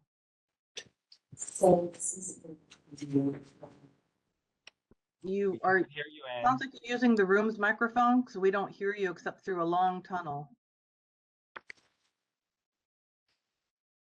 Oh boy.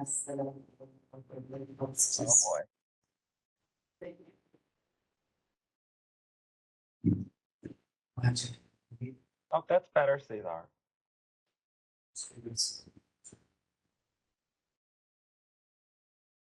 I am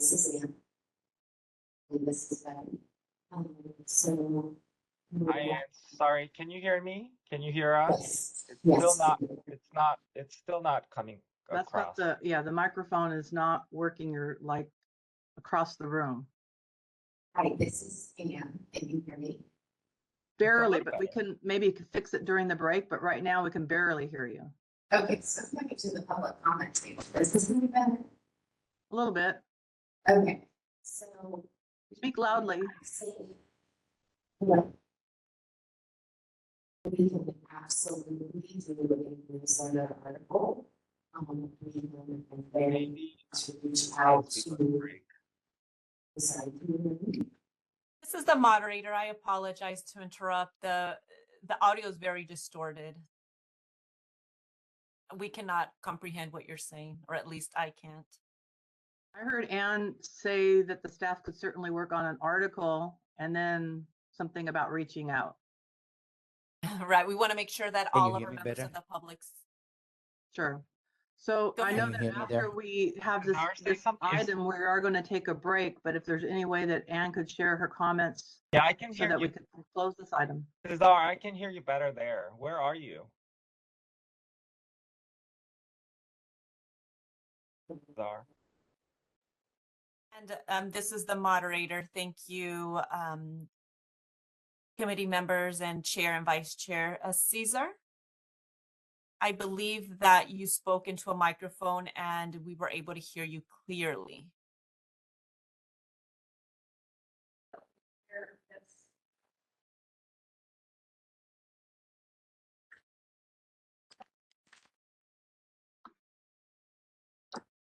Let's try one more time. Oh, perfect. We can hear you, Cesar. No, we only hear Cesar. Cesar, is there a way you can hand your microphone to the EO?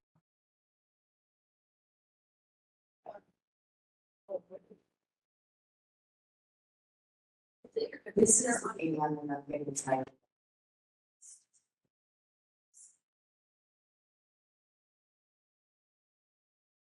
One more time.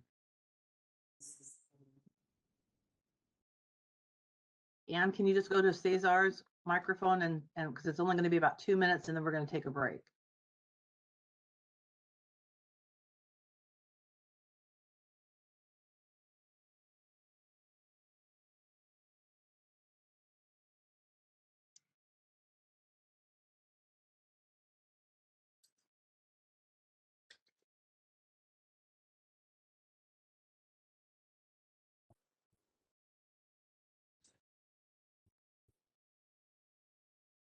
Can you hear me? My check, my check. We hear you, Cesar. Check, can you hear me? Can you hear me? Yes. My check. This is the moderator. My Yes, check. we can hear you, Cesar. Can you hear me? My check, my check. Yes, My Cesar. check. This is the moderator. Can you hear us, Cesar?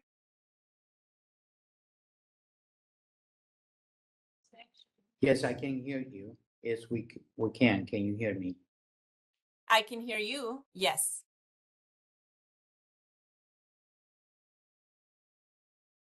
My check. Can you hear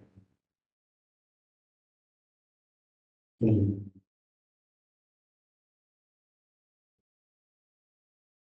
In the Give me interest just of a time, moment. This is the moderator. Give me just a moment. I'm going to promote Anne, the executive officer. Just a moment.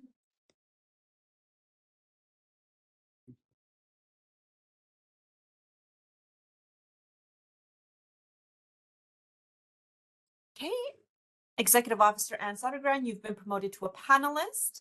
We can try to do a mic check. Hi, this is Anne. Can you hear me? Yes, we can. Thank you. Sorry, there's an echo where I am, so apologizing in advance. We are at the staff level have flagged to do a newsletter article. We can develop some additional educational materials and work with the Communication and Public Education Committee if that's the preference of the members of this committee and the board. I'm also very happy to reach out to my counterpart with the medical board. I think it may also be appropriate to reach out to the director of consumer affairs to see if there are other boards that are also interested in partnering to develop some educational materials and advocate where it's appropriate. Maria, sorry, you're muted now. But thank you, Anne.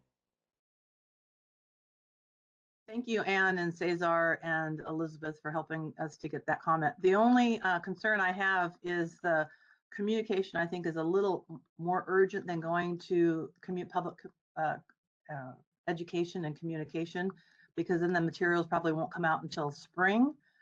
So I think we could do both if there's a way to work with Public Education and Communication Committee, but in the meantime, work on a more urgent, if that's the next issue of the script, or if there's a way of doing a email alert. Either way to get something out more timely also. Members, what do you think about what Anne said with that one caveat?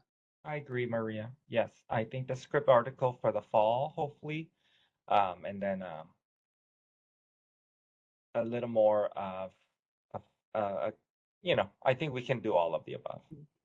And then the medical board and pharmacy discussion could have some discussion about potentially reaching out to the AG or the DEA. I think that's something that the two groups together could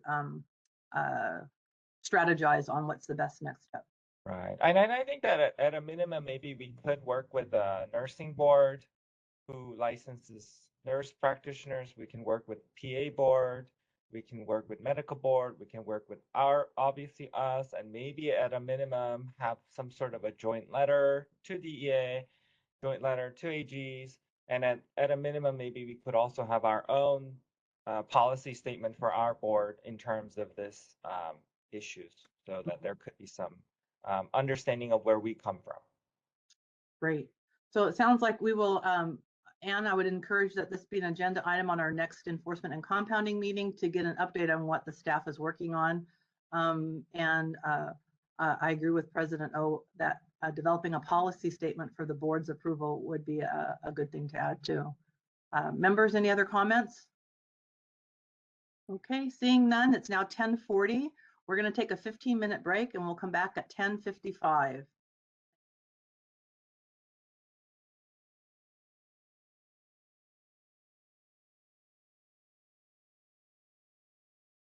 Before we begin, I'll take a roll call. Renee Barker.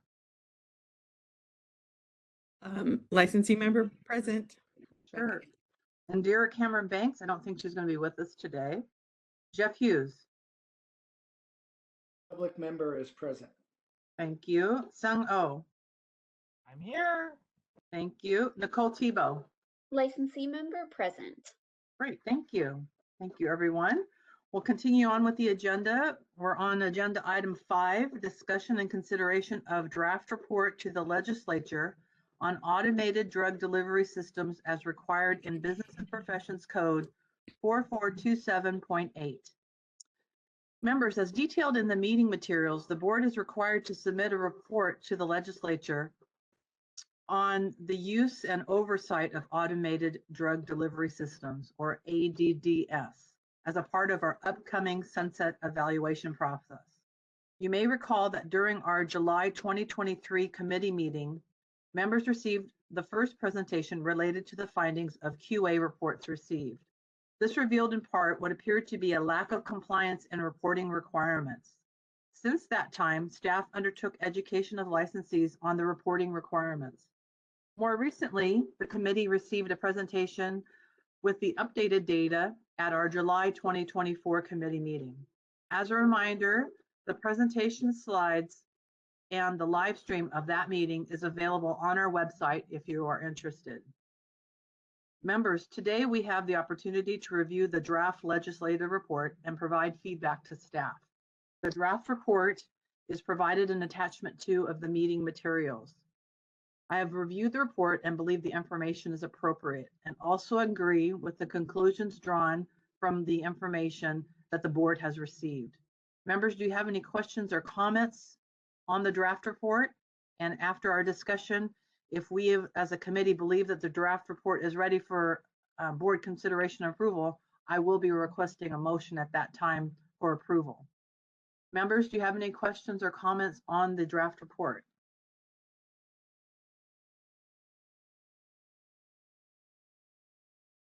Look here for hands raised. Seeing no questions or comments on the report, I guess we're ready for a motion. So that would be number 1, since we've had no discussion, to recommend the board's approval of the draft legislative report. Do I have a motion? So moved, Chair Serpa. Thank you. And a second? This is Nicole. I'll second. Thank you, Nicole. Okay, before we go to public comments, just making sure members have no comments. So we do have a motion, and I don't think there's anybody in Sacramento, so let's go to public comment for people participating via WebEx. This is the moderator. The Q&A is open. The instructions are on the screen for your reference. If you're logged in and would like to participate, click the question mark, type the word comment in the text field, and make sure it goes to all panelists before clicking the send button. You can raise your hand also by clicking on the outline of a hand. For those who are calling in via a phone only, press *3 to raise your virtual hand. Do have a request from John Gray. John Gray, I'm going to send a request to unmute your microphone, and I'll put my timer to 3 minutes. Hi, good morning again. This is John Gray, registered pharmacist with Kaiser Permanente. Thanks for the opportunity to comment. Just want to point out the legislative history of SB 1447, which put into effect the article in which the ADDS rules sit, shows that the legislature's intent in adding the requirement that the board provide a report to the legislature was to assess the efficacy of and the need for the ADDS licensing requirement established in the bill. We note that while the draft report to the legislature generally addresses the 3 elements required under Business and Professions Code 4427.8, the report does not provide a recommendation as to the continued need for licensure of ADDS devices. We also note that once the report is delivered to the legislature, the board will have fulfilled its obligation under Business and Professions Code 4427.8, and the statutory basis for establishing the ADDS error reporting requirements in CCR 1711F no longer exists. As such, we recommend amending the regulation to remove this requirement. In the report, the board also notes that the new requirement for community pharmacies to report medication errors under Business and Professions Code 4113.1 and identifies that these requirements do not apply to all pharmacies. We believe that this community pharmacy error reporting requirement, taken together with the MERP requirements in the CDPH GACLS program, combined together provide for appropriate oversight of medication errors related to the use of ADDS devices without the onerous reporting requirements in CCR 1711F. So again, we recommend amending the regulation to remove that requirement. Thank you very much for the opportunity to comment. Thank you.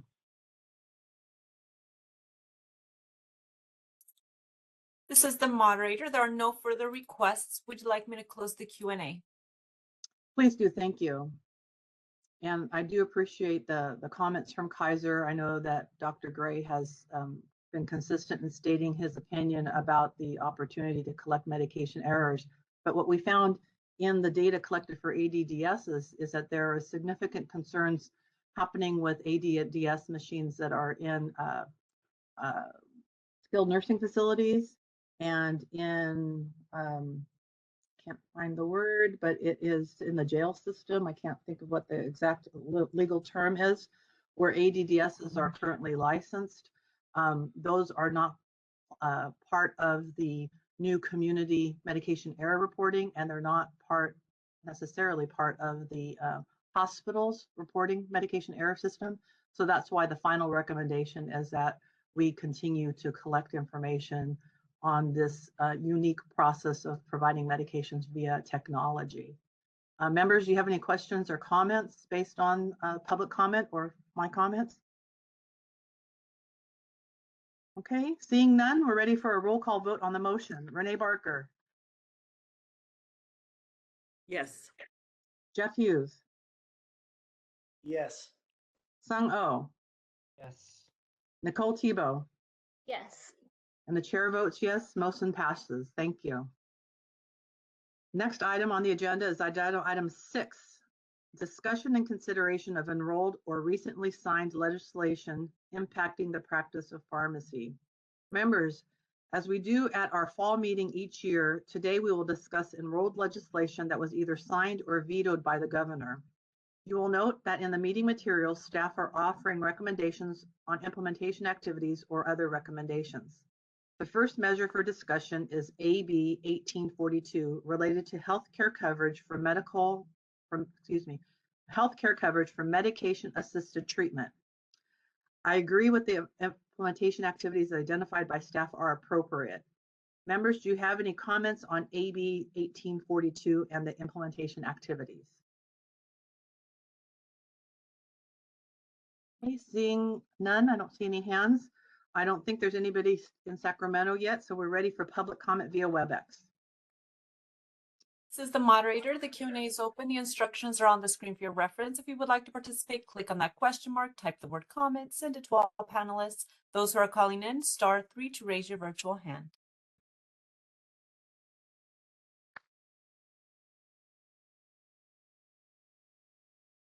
At this time, there are no comments or no requests for comments. Would you like me to close the Q&A feature? Please do, thank you. Members, the next measure for our consideration is AB 1902, related to accessibility of prescription drug labels. As a part of our discussion, I would like members to comment on some of the issues raised in the meeting materials, including if you believe the development of regulations appear to be appropriate or if we believe the statute is sufficient to be self-executing. Members, any comments? Chair Serpa, I do think that we should not be so active in this legislation. With all due respect to the intent, I am a little concerned about the actual implementation of the licensed public to actually make this happen. I think that it'll take quite a bit of an effort. So I do think that it is best for us to take a little more of watch and see approach and not try to make too much regulation out of it where we're not really sure how it's going to be implemented, or that how it's actually going to be a practical step for people to take on how to comply with this law. Members, any other comments? Just let me look back to it real quick here. I just wanted to look at that because I believe there was a concern that the statute itself was not very detailed, and that may cause confusion amongst the licensed public. 1902. Members, do you believe that there's enough information in the statute that the licensed public would be able to make those changes to their labels, or should we have further discussion and potentially have regulations? Hi, Maria, it's Nicole. I would personally need more guidance. Just reading it as it is, I can't say I fully understand how to operationalize it. I imagine others feel the same. I think that's where, I think that my concern with a regulatory approach is, I guess it could be clarifying it, but then there are statutes, right? Regulation cannot go beyond statutes. So I think I'm afraid that it could cause even more confusion by regulation. But then again, the statute itself, I'm not an attorney, so of course, we all struggle to try to make sure what it means. And there are things like timely manner. What is that, right? And so.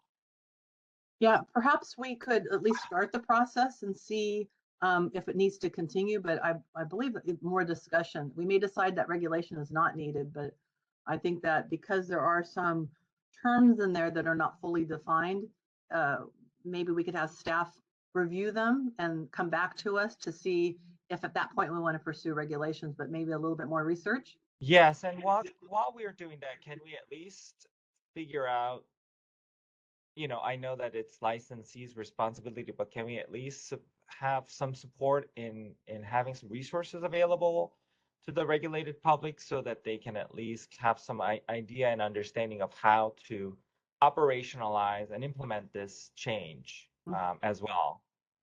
Yeah, so the recommendation is to include that in the script in our annual change of pharmacy law, and also to update the community pharmacy self-assessment.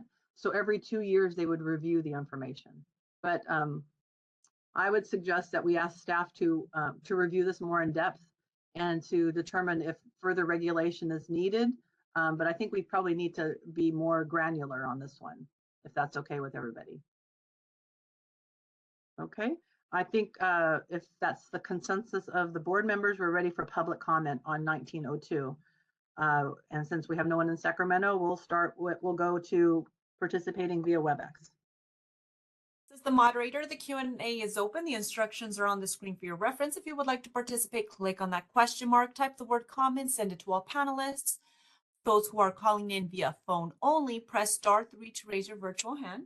I do have individual identified as John Gray. I'm going to send a request to unmute your microphone and set my timer to 3 minutes.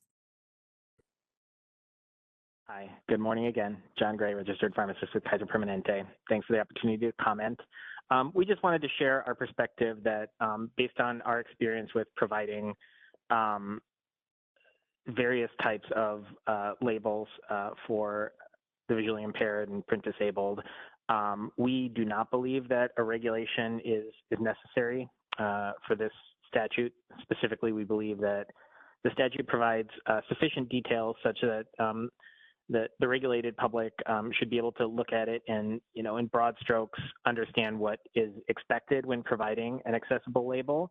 And then it also provides the flexibility to choose the appropriate systems, technological systems and other tools that they will use to put that into effect. So, I think more discussion is certainly wise, but just we'll share our perspective that we tend to believe that a regulation is not necessary. I'm glad that Dr. O brought up the question of timeliness, because from an enforcement perspective, we do encourage the board to exercise a degree of reasonableness with respect to the requirement in 4076.8A1 that the prescription be available in a timely manner comparable with other patient wait times. I think that the board members and committee members probably understand that the act of dispensing a prescription with an accessible label, by definition, has more steps in the process when compared to dispensing a conventionally labeled prescription, right? You're going to type the conventional label, then you're going to use whatever system you have in place to convert that conventional label into a Braille label or a large print label or a talking vial. And that's just additional steps in the process. And so by definition, will probably take a little more time. Additionally, the pharmacy law prohibits pharmacies from establishing quotas and establishing policies and procedures related to promise times. And as such, we expect that most, if not many, if not most pharmacies will not have data to make an assessment of whether any one prescription was filled in a timely manner when compared to another. So definitely appreciate the call out on timeliness. And I think if that's part of future discussion, we would appreciate that. Thank you very much for the opportunity to provide comment. Thank you. This is the moderator. No additional requests for public comment. Thank you. So members, it does appear that there are probably some questions and some further discussion that could occur on this. So if you agree, I think we should request that staff develop proposed regulation tests so that we could continue this discussion. Doesn't mean that we would continue to promulgate regulation, but at least continue the discussion. And in that information, I guess I would encourage staff to include something that is very clear about what is in the statute versus what's in the regulation, so that the members could clearly see if regulation is needed instead of just focusing on what the regulation says. Members, how do you feel about that? May I just add, Chair Serpa, Sure. Not trying to hijack the discussion, but I do want to strongly ask our staff and hope that everyone would agree some heavy enforcement discretion on this, as I believe effective date is probably January 1st of 2025. I didn't recall seeing any of the delay implementation of this. So hopefully that we could have some enforcement discretion on this and heavy education for at least a couple of years, because I think that there will need some time to look for vendors to meet these requirements and all those things, especially for small dispensers. Larger organization may have more preparedness for these things, and they may already have vendors that they work with. But I believe for small dispensers that this would be quite a challenge and another cost in this market dynamics where there's very, very challenging financial constraints upon pharmacies. So I don't want there to be another layer of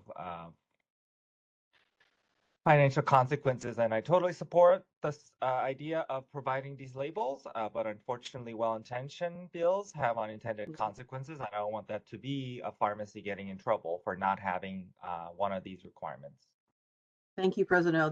That's a good comment. And just to remind board members and members of the public, that has been the policy of the board, is that when we have new regulation or new law, that we have a period of time that is education and that there is enforcement discretion. It doesn't mean that the law is not enforced or the regulation is not enforced for those who are totally ignoring it, So there is a spectrum, like we've always been talked about. There's a spectrum of applicability with new laws and regulations. So if if an organization is attempting or working or aware, then the board certainly will work with them. But if there is a patient event that is as a result of an organization ignoring or not wanting to provide what is required by law or regulation, the inspector and the board has that enforcement discretion as to what happens in those specific situations. So the board must enforce law and regulation, but during the beginning of implementation, we do have a period of education and notification and work closely with licensees. So I hope that meets the needs of what you're saying, President O. Okay. Thank Absolutely. you. Thank you, Chair.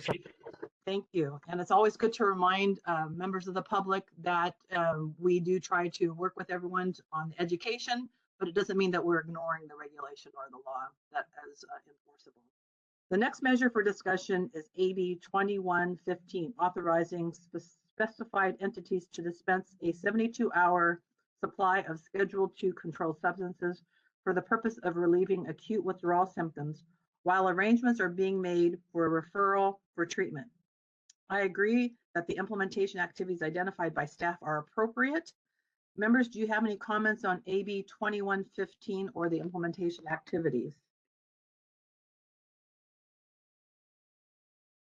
Seeing no hands, I think we're ready for public comment via WebEx.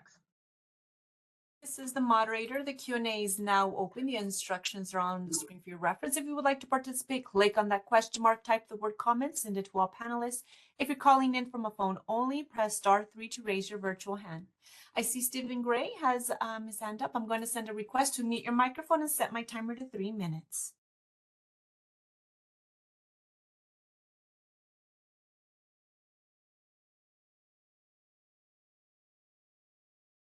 And Stephen, I'm going, there you go. Thank you. Yeah, I would just like to mention that this was a very important piece of legislation to combat the opioid epidemic crisis. We worked on this carefully with the city and county of San Francisco.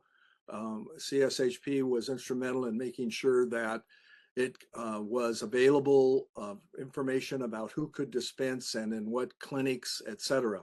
It is also related to another bill, very much so, 1428, SB 1428, that's on the agenda to be discussed, where is a requirement to disseminate this information to prescribers about the new 3-day rule. And to be clear, this came about because the DEA realized from many reports that patients that are discharged from clinics and are addicted and are not given drugs to basically hold them over until they can become enrolled, are in such dire needs and suffering that they go out to the street and get any kind of opioid they can get their hands on, which too often is fentanyl or fentanyl-released products, and the end result is death. So this is a truly life-saving rule that the DEA has really loosened up on, and it deserves a lot of attention in combating the problem of patients that, were perhaps addicted to medical opioids and then need to be transitioned into a buprenorphine clinic or a methadone clinic, etc. And so I would encourage heavy education on the purpose of this, etc. Thank you very much. Thank you, Dr. Gray. This is the moderator. There are no further requests for public comment. Would you like me to close the Q&A? Please do. Thank you. Members, do you have any additional comments before I move on to the next measure? Okay, the next measure is AB 3063, related to adding a flavoring agent to a prescription medication. I know that this is the second year that the governor has vetoed this measure. The board opposed the measure as it conflicts with USP standards, but does see a potential for assisting patients to continue to provide flavoring. I note that the meeting materials include the amendment that the board requested of the author to address its concern. Regrettably, the amendment was not accepted. I appreciate the question posed in the meeting materials and would be interested in your thoughts, members, on the suggestion that the board sponsor legislation in line with the amendment offered to the author's office, with the ultimate goal of assisting pharmacies with the implementation of challenges they may face complying with national standards. The proposed legislation would not change USP requirements, but it would allow pharmacies to make flavoring additions without obtaining the prescriber's authorization each time. This would be within the board's authority. Members, do you have any comments on AB 3063? And I note that there's a possible motion here if you agree that the board could sponsor legislation to make this easier for licensees and to encourage them to continue to provide flavoring. Members? Hi, Maria. This is somebody for a moment. Yeah, this is Renee on this. I know this, challenging topic. So I'm just wondering, like in looking at what was previously vetoed, so would the sponsoring by the Board of Pharmacy be more amenable? Is that why to the governor? I'm just looking at the language. Yeah, so if the governor's veto message was consistent the last 2 years and that he did not see that the state should be not following USP regulations. So our suggestion would be not to change USP regulation, but to act within the purview of the board, and that would be to allow pharmacies to add flavoring without getting a specific prescription request from the prescriber. They still need to follow USP and doing all the documentation, but they would not need to make that additional phone call to get the prescriber's approval each and every time. Does that make sense? That was our amendment to the last legislative proposed legislation. It was not accepted. So that's just an option, to think if because we don't have to act, we could just stay with what we are. But I think this is a good idea to help pharmacies a little bit. Okay, I'd be curious, what does President O have to say? May I just make a suggestion, if possible, to also include possibility of how best the pharmacies could operationalize with the USP underlining of 795 requirements.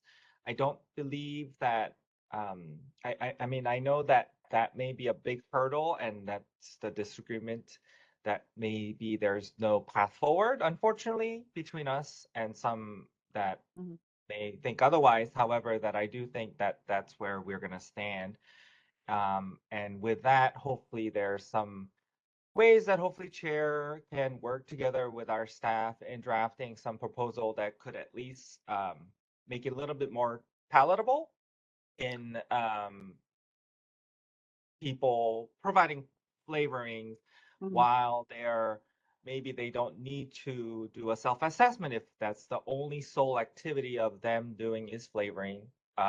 They don't need to do maybe certain things that would be required of them if they're performing 795 compounding in traditional sense. But if their only activity is flavoring that is a little beyond manufacturer, FDA label manufacturer package insert, which that is not a flavoring, right? If they're flavoring that is slightly beyond technically compounding, but they are not doing any other compounding activities, maybe we could provide some operational opportunities so that they can streamline this in addition to what you're proposing, which is removing the prescriber approval. So that's my hope. Hopefully we could land somewhere. I know that we have not been able to land in the last couple of years, but hopefully we could have some sort of a little more, at least, consensus. So I think that that's actually a great discussion to have, but right now the possible motion is to develop statutory language. And so those other comments that you have are within our regulatory purview already. So we could have that discussion in adjusting regulations if we so choose to do that.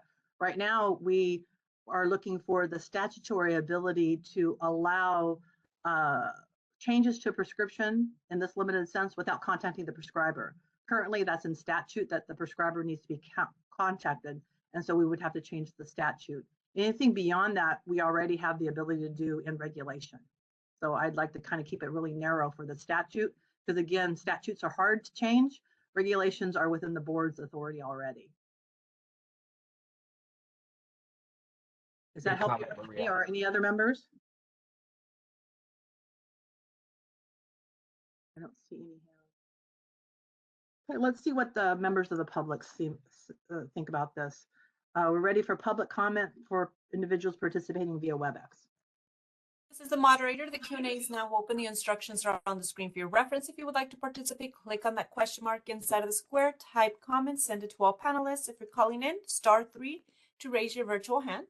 I will send a request to unmute John Gray's microphone. I'm going to set my timer to 3 minutes. Hi, this is John Gray, registered pharmacist with Kaiser Permanente. Thanks for the opportunity to provide comment. I think, with respect to the statutory proposal that is in the meeting materials, I don't see this as having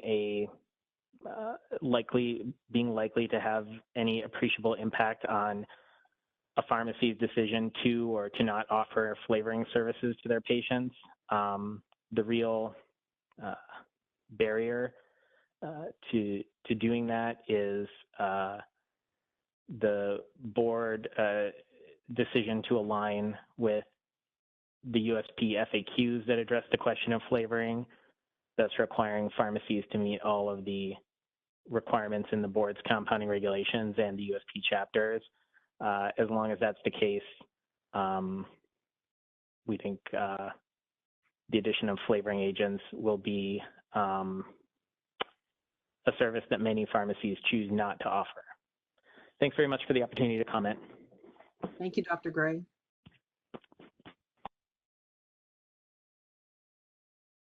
This is the moderator. Next individual identified as Chad Baker. I'm going to send a request to unmute your microphone.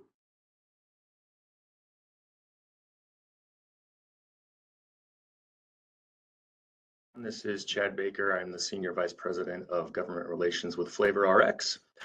We are an FDA-registered company that supplies pharmacies all across the country with equipment designed to help children take their liquid medications using safe, tested, and inert flavoring excipients. Medication flavoring is particularly beneficial to families with children who have chronic conditions like asthma, autism, and epilepsy. Thank you so much for giving me the opportunity to address the committee today. As a reminder to members of the committee, prior to November of last year, more than 3,100 pharmacies in California offered medication flavoring to their patients. These 3,000 plus pharmacies had been doing so without a single adverse event for over 20 years. We estimate that across those 2+ decades, over 6 million medications have been flavored in California, again, with no demonstrated harm. Today, because the board signaled its intention to start enforcing USP guidelines on this well-established practice, the number of pharmacies in California providing flavoring to their patients is down to something like 10, from 3,000 to 10. Imagine being a parent of a child with one of those chronic conditions who relied on medication flavoring at their local CVS, Walgreens, Walmart, or independent pharmacy as the only way to get the medicine down. What are they doing now? It's such a shame that access to this incredibly beneficial pharmacy service has been absolutely decimated in California for no other reason than the board's narrow and unique interpretation of how it applies USP guidelines to the practice of medication flavoring. So I very much appreciate the committee seeking a path forward. While the bill your staff convinced the governor to veto was the optimal solution, we know from other states that also have statutory requirements to abide by USP guidelines, there is a path forward for this board to bring medication flavoring back to California families. The language proposed in your meeting materials is good. That is, if you're saying USP 795 guidelines do not apply beyond documentation, because there is a lot more to it than that. If that is the case, then this language is fantastic and is in line with how almost every other state treats flavoring. On the other hand, if you still expect California pharmacies to comply with USP 795 guidelines in order to flavor medications, then this language won't fix a thing. So the one question those 3,000 California pharmacies need answered very clearly is, do you still expect them to comply with all USP 795 guidelines if they start flavoring children's liquid medications again?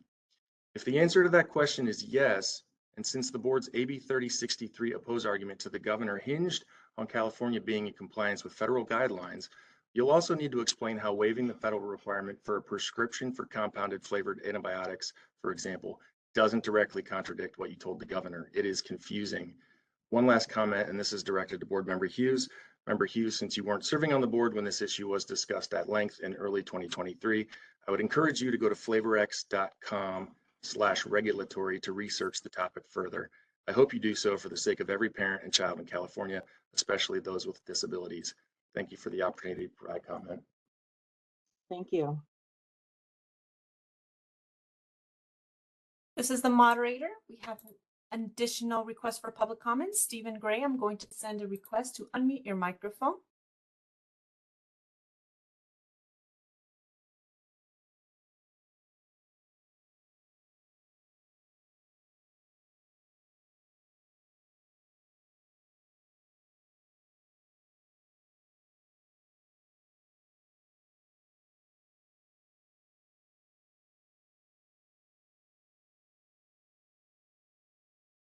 And this is the moderator, Stephen Gray. I send a request to unmute your microphone.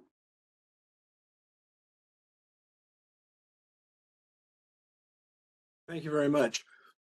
I want to commend the board for considering how to make flavoring addition an acceptable practice in California for most pharmacies. I agree with the previous commenters, including President O, John Gray, and Mr. Baker. The problem or the reluctance is not just that what the statutory proposal would seem to fix, which is to get the prescriber's authorization to add flavoring. It is all the other things that are involved if flavoring is considered a compounded activity. So I agree also with Maria Serpa that that may be able to be corrected by regulation. But I think the first thing that you might want to look at is whether the statutory proposal is even necessary. There's already law in pharmacy that commonly accepted pharmacy practices are not required to be delineated in detail in every statute. And so I think that's, we begin with asking ourselves whether the proposed statutory requirement is really necessary, or is the fact that pharmacies, if 3,000 pharmacies in California are already adding flavoring as just a matter of ordinary, acceptable standard of care pharmacy practice, whether that is really necessary to change the statute. Thank you very much. Thank you. This is the moderator. There are no further requests. Would you like me to close the Q&A feature? Thank you. Please do. Members, that you can see that this is, we've discussed this for several years, a very complex issue.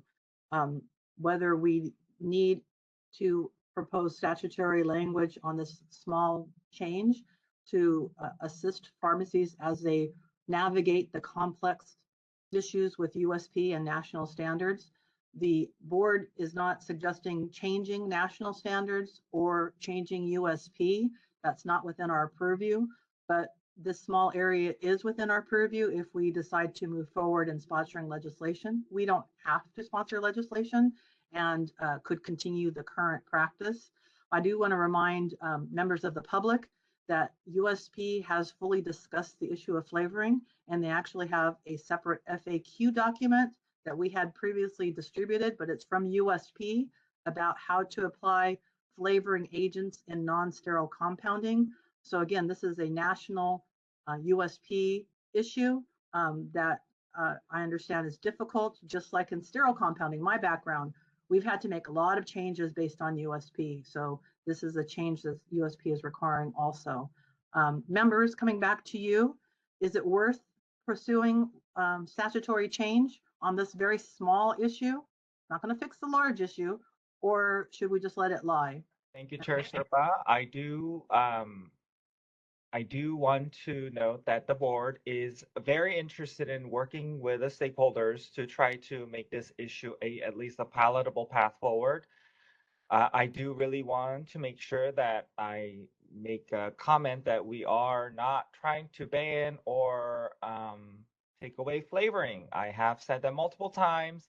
I do want to note that it's not just an FAQ from the USP, that it has been a very clear stance from the FDA that the flavoring is a practice of compounding, and that's where a lot of roots of where our stance have came from. With that said, I do like to continue to make a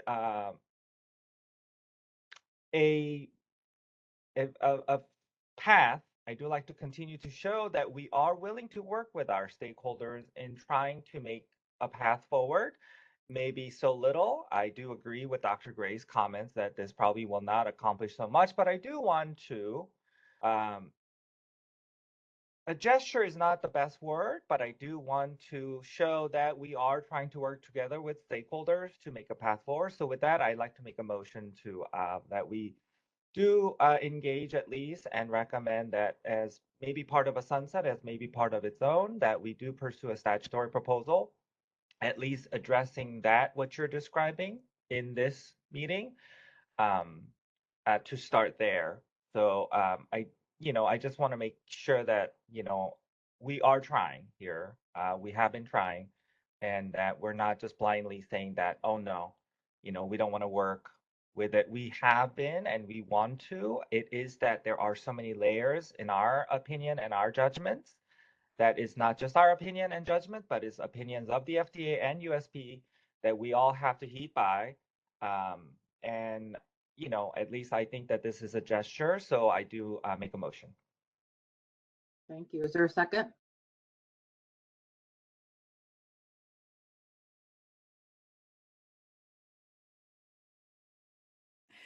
This is Renee. Yes, I will second this, but I do think there needs to be some ongoing discussion as well, because I would agree that this does not, it provides this opportunity, but it still is, I mean, it's clear to me that, a USP defines flavoring as compounding. It's an ingredient. There was interesting comment at the USP compounding conference on flavoring. And they are pretty clear about that. So I will second this, yes. But with some ongoing discussion, because it still doesn't provide clarity on the fact that flavoring is considered compounding.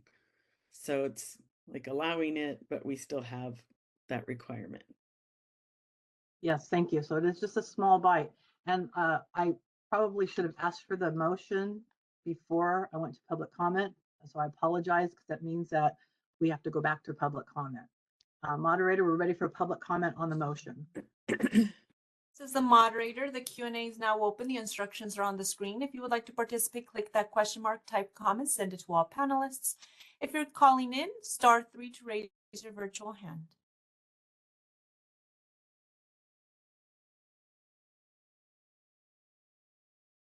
Chad Baker, I'm going to send a request to unmute your microphone. I'm sorry, I don't know if this is the right venue, but Chairman O said something about the FDA being very clear about flavoring being compounding. I don't know that that has ever been published. I've never seen anything like that. Maybe you got a communication from them, but that's not in the public domain. And also it is an FAQ. And USP didn't say compounding. It's up to you guys to decide how you're going to enforce that. So just keep that in mind. Thank you. Thank you. No further requests. Would you like me to close the Q&A? Please do. Hey, members, we're ready for the vote on the motion that you see for the specific small statutory change. Renee Barker. Yes. Jeff Hughes. Yes. Sung Oh. Yes. Nicole Thibault. Yes. And the chair votes yes, motion passes. This again will be going to the board for their approval also. Next measure for discussion is SB 164, which raises the cures fee from $9 annually to $15 annually.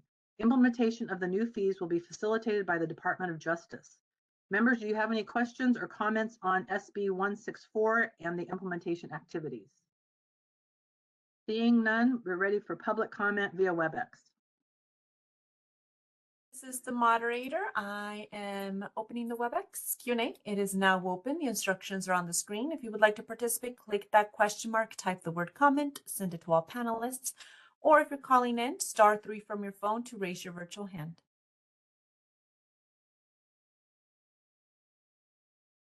At this time, I see no request for public comment. Would you like me to close the Q&A? Please do, thank you. The next measure is SB 954 that was vetoed by the governor. This measure was about access to non-prescriptive contraceptions. I do not believe this measure requires any discussion since it was vetoed.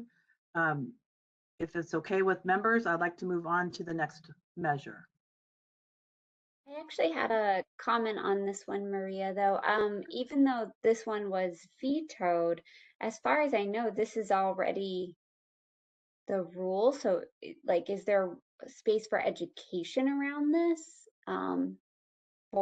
for pharmacists to know that, you know, there aren't limitations based on age? So I think that would be a legal opinion about what the current law is. Is there, Anne, who would be best to answer what the current law says about age? Yeah, I believe Shelley's available.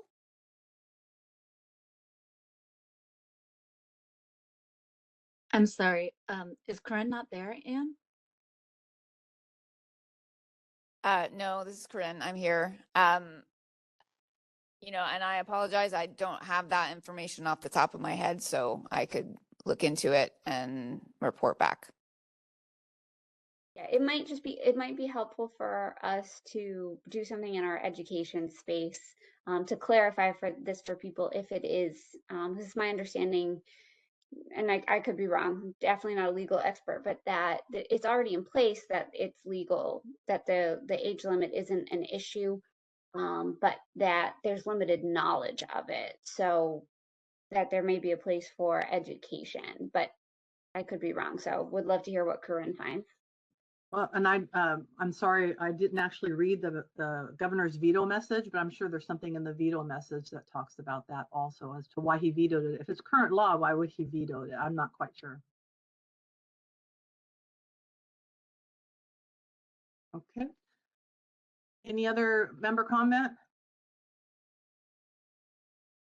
Next is Senate Bill 966 that was also vetoed by the governor. SB 966 would have established the regulation. Maria, I apologize. Given that there was discussion, I think you do need to open up for public comment. Oh, I am so sorry. You are correct. I'm sorry. Backing up to SB 954, which is about non-prescriptive access to non-prescriptive contraception. We do need public comment, so we'll go with public comment via WebEx since there's no one in Sacramento. Thank you, Anne. This is the moderator. The Q&A is open. The instructions will be on the screen here shortly. If you would like to participate, click on the question mark inside of the square, type the word comment, send it to all panelists. If you're calling in from a phone, *3 to raise your virtual hand. The instructions are on the screen.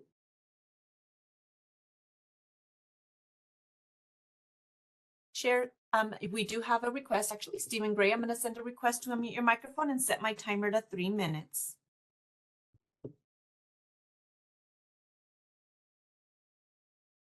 Thank you again.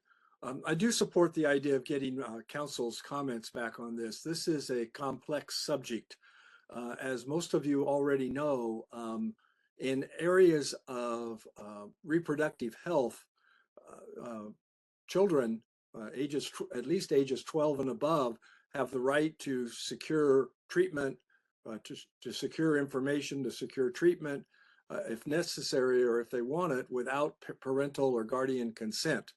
When it becomes below that age, I'm not so sure what the law really allows.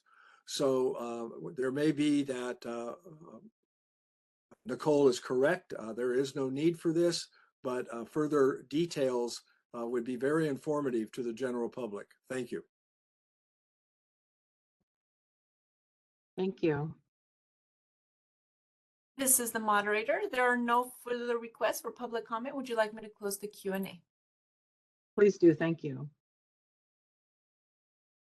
So members, it does sound like there is additional direction to staff on this bill.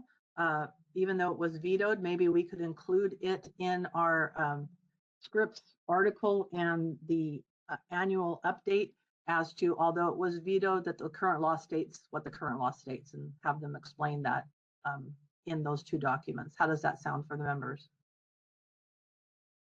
That sounds right, Maria. If we could just get some clarification and looking at the bills, I think I'm thinking of two different bills, so apologies if I caused any confusion. I think this one is specifically about, or the part that got vetoed was about condoms in schools. Right. But I think there's the general larger question about like birth control being furnished in pharmacies that we should educate on and clarify, but getting current feedback first, I think would be helpful, because I think pharmacists are confused on that, and it would be helpful for them to know what the rules are. Thank you. And why we typically don't include education on vetoed bills, I think this one would be helpful to include in our communications, both in the script and in the annual legislative update, even though stating that it was vetoed, but the current law is when we can state what the current law is. Members, how does that sound? Yeah, this is Renee. I would agree. And then also just looking quickly at the veto, it was really a budget issue, not a subject matter issue. It was just that it's like there was consideration of the annual budget process. So worth noting. Great, thank you. Okay, the next bill, going back to, I'm sorry that I confused the last one, SB 966. This one was also vetoed by the governor. It would have established the regulation of pharmacy benefit managers within the California Department of Insurance. As indicated in the meeting materials, the board has also identified payer practices that negatively impact patients as a possible issue to include in the sunset review. I note that tomorrow at licensing committee, they will be convening an open discussion on this issue also. I look forward to learning more about the information learned during that meeting and ongoing discussion with the board. Members, do you have any questions or comments on SB 966?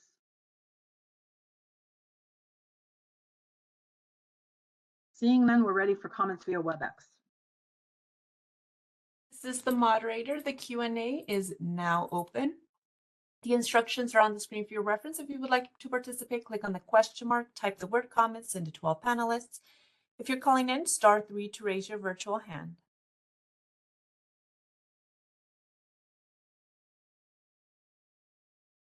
No requests have been submitted. Would you like me to close the Q&A? Thank you. Our next measure is SB 1067. This was also vetoed by the governor. This measure was about expediting the licensure process in specified situations. I don't believe this measure requires discussion by our committee unless members disagree. Okay. The next measure is SB 1089, which requires a covered establishment that includes a pharmacy to provide 45 days advance notice of any closure to the board. As indicated in the meeting materials, the board has pending regulation to amend CCR section 1708.2 related to the discontinuance of business requirements to at least 30 days notice. I believe it is appropriate to update the board's proposed regulation language to align with the timeframes included in this measure. Members, I welcome your thoughts. Okay, we're ready for public comment then via WebEx. This is the moderator. The Q&A is now open. The instructions are on the screen. If you would like to participate, click on that question mark, type the word comments, send it to all panelists, or if you're calling in, *3 from your phone to raise your virtual hand.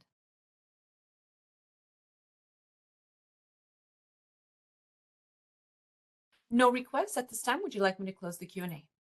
Please do, thank you. Since we didn't have any discussion, I'm assuming that everyone agrees that we should ask the staff to update the proposed regulation text to 20, say the right name. Update the regulation text to 45 days to align with this new requirement. Members, is that your preference? This is Anne, if I may just jump in for just a minute. It would be helpful for staff to kind of have some flexibility to work with council on the best way to do that. Okay, so so as it appears that members agree in general with the concept, I think it would be helpful to staff if we could just confer with council and then offer recommendation on the best way to effectuate the change. I understand. So it wouldn't necessarily be to update the regulation text to 45 days. That's very specific, but that the staff and council would determine the appropriate path. We would appreciate that. Thank you. Yes, and thank I don't you think a motion's necessary. No, because that's just directing the staff. So I appreciate that. Members, are we okay to move on to the next measure? I just want to add, Maria, that I think this is a little bit more significant than what may be being realized in the regulated public. This has significant, I think that, well, I mean, there are pharmacy closures, but I think that we need to make sure that we do have very strong education on this topic as well. I think it's a sleeper topic. I do think that it should be, especially with a lot of pharmacy closures anticipated in the coming years. I do hope that this is well understood among the regulated public. So we should do our best to educate. Thank you, President O. Good comment. Anything else? Okay. Our final measure for discussion is SB 1468. This measure will require the board, as well as other DCA healing arts boards that license prescribers, to develop and biannually disseminate educational materials about the federal 3-day rule. This issue was mentioned in AB 2115, which authorizes dispensing of not more than 3-day supply of narcotic drugs for the purpose of initiating maintenance treatment or detoxification treatment while arrangements are being made for the referral for treatment. I believe it is appropriate that we request that the Communication and Public Education Committee oversee the development of such educational materials if DCA does not coordinate such an effort. Members, do you have any questions or comments on the implementation plan for SB 1468? Seeing none, we're ready for comment via WebEx. This is the moderator. The Q&A is now open. The instructions are on the screen for your reference. If you would like to participate, click on that question mark, type the word comments, send it to all panelists. If you're calling in, *3 from your phone to raise your virtual hand.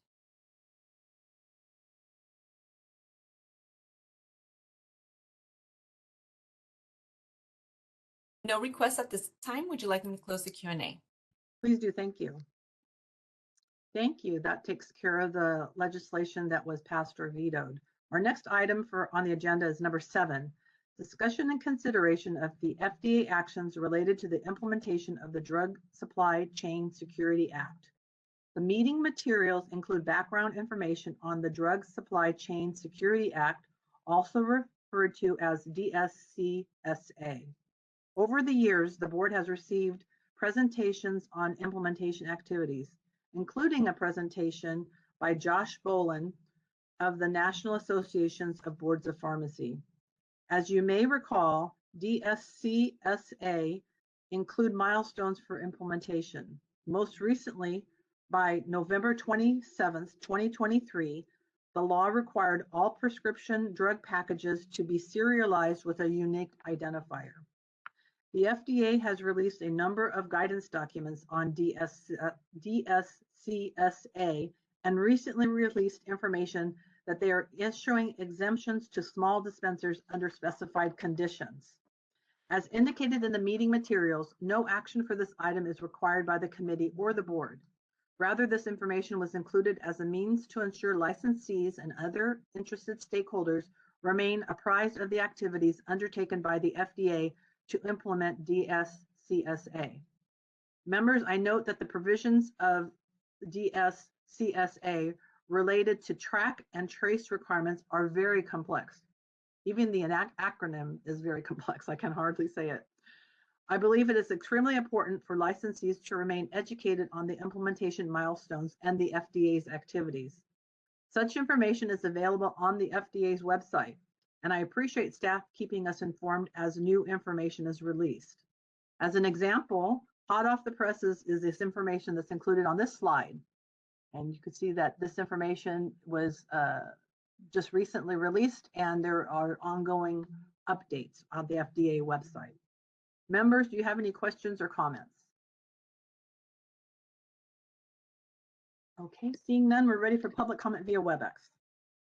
This is the moderator. The Q&A is open. Instructions on the screen. If you would like to participate, click on the question mark, type the word comment, send it to all panelists.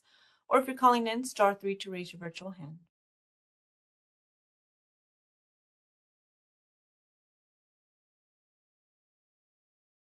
No requests. Would you like me to close the Q&A? Please do, thank you. Since we had no comments, I think we're ready to move on to the next agenda item. Agenda item 8, discussion and consideration of enforcement statistics. The meeting materials include a summary of enforcement statistics for the first 3 months of the fiscal year 2024-25. The board has initiated 706 complaints and closed 764 investigations. As of October 1st, 2024, the board has 1,918 field investigations pending. The materials provide a breakdown of the average time frame for the various stages of the field investigation process. Members, do you have any comments or thoughts on the enforcement statistics provided? Seeing none, we're ready for public comment via WebEx. This is the moderator. The Q&A is now open. The instructions are on the screen. Click on the question mark, type comments, send it to all panelists, or *3 to raise your virtual hand from a phone.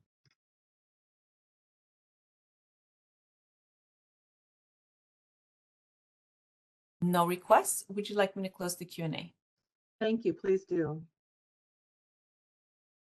Okay, since there was no discussion, we'll move on to our final agenda item, future meeting dates and adjournment. Before we adjourn today, I'd like to thank everyone for your time and participation. Our next meeting is currently scheduled for January 8th, 2025. Please monitor the board's website for updates, and I appreciate everyone's time. The meeting is adjourned.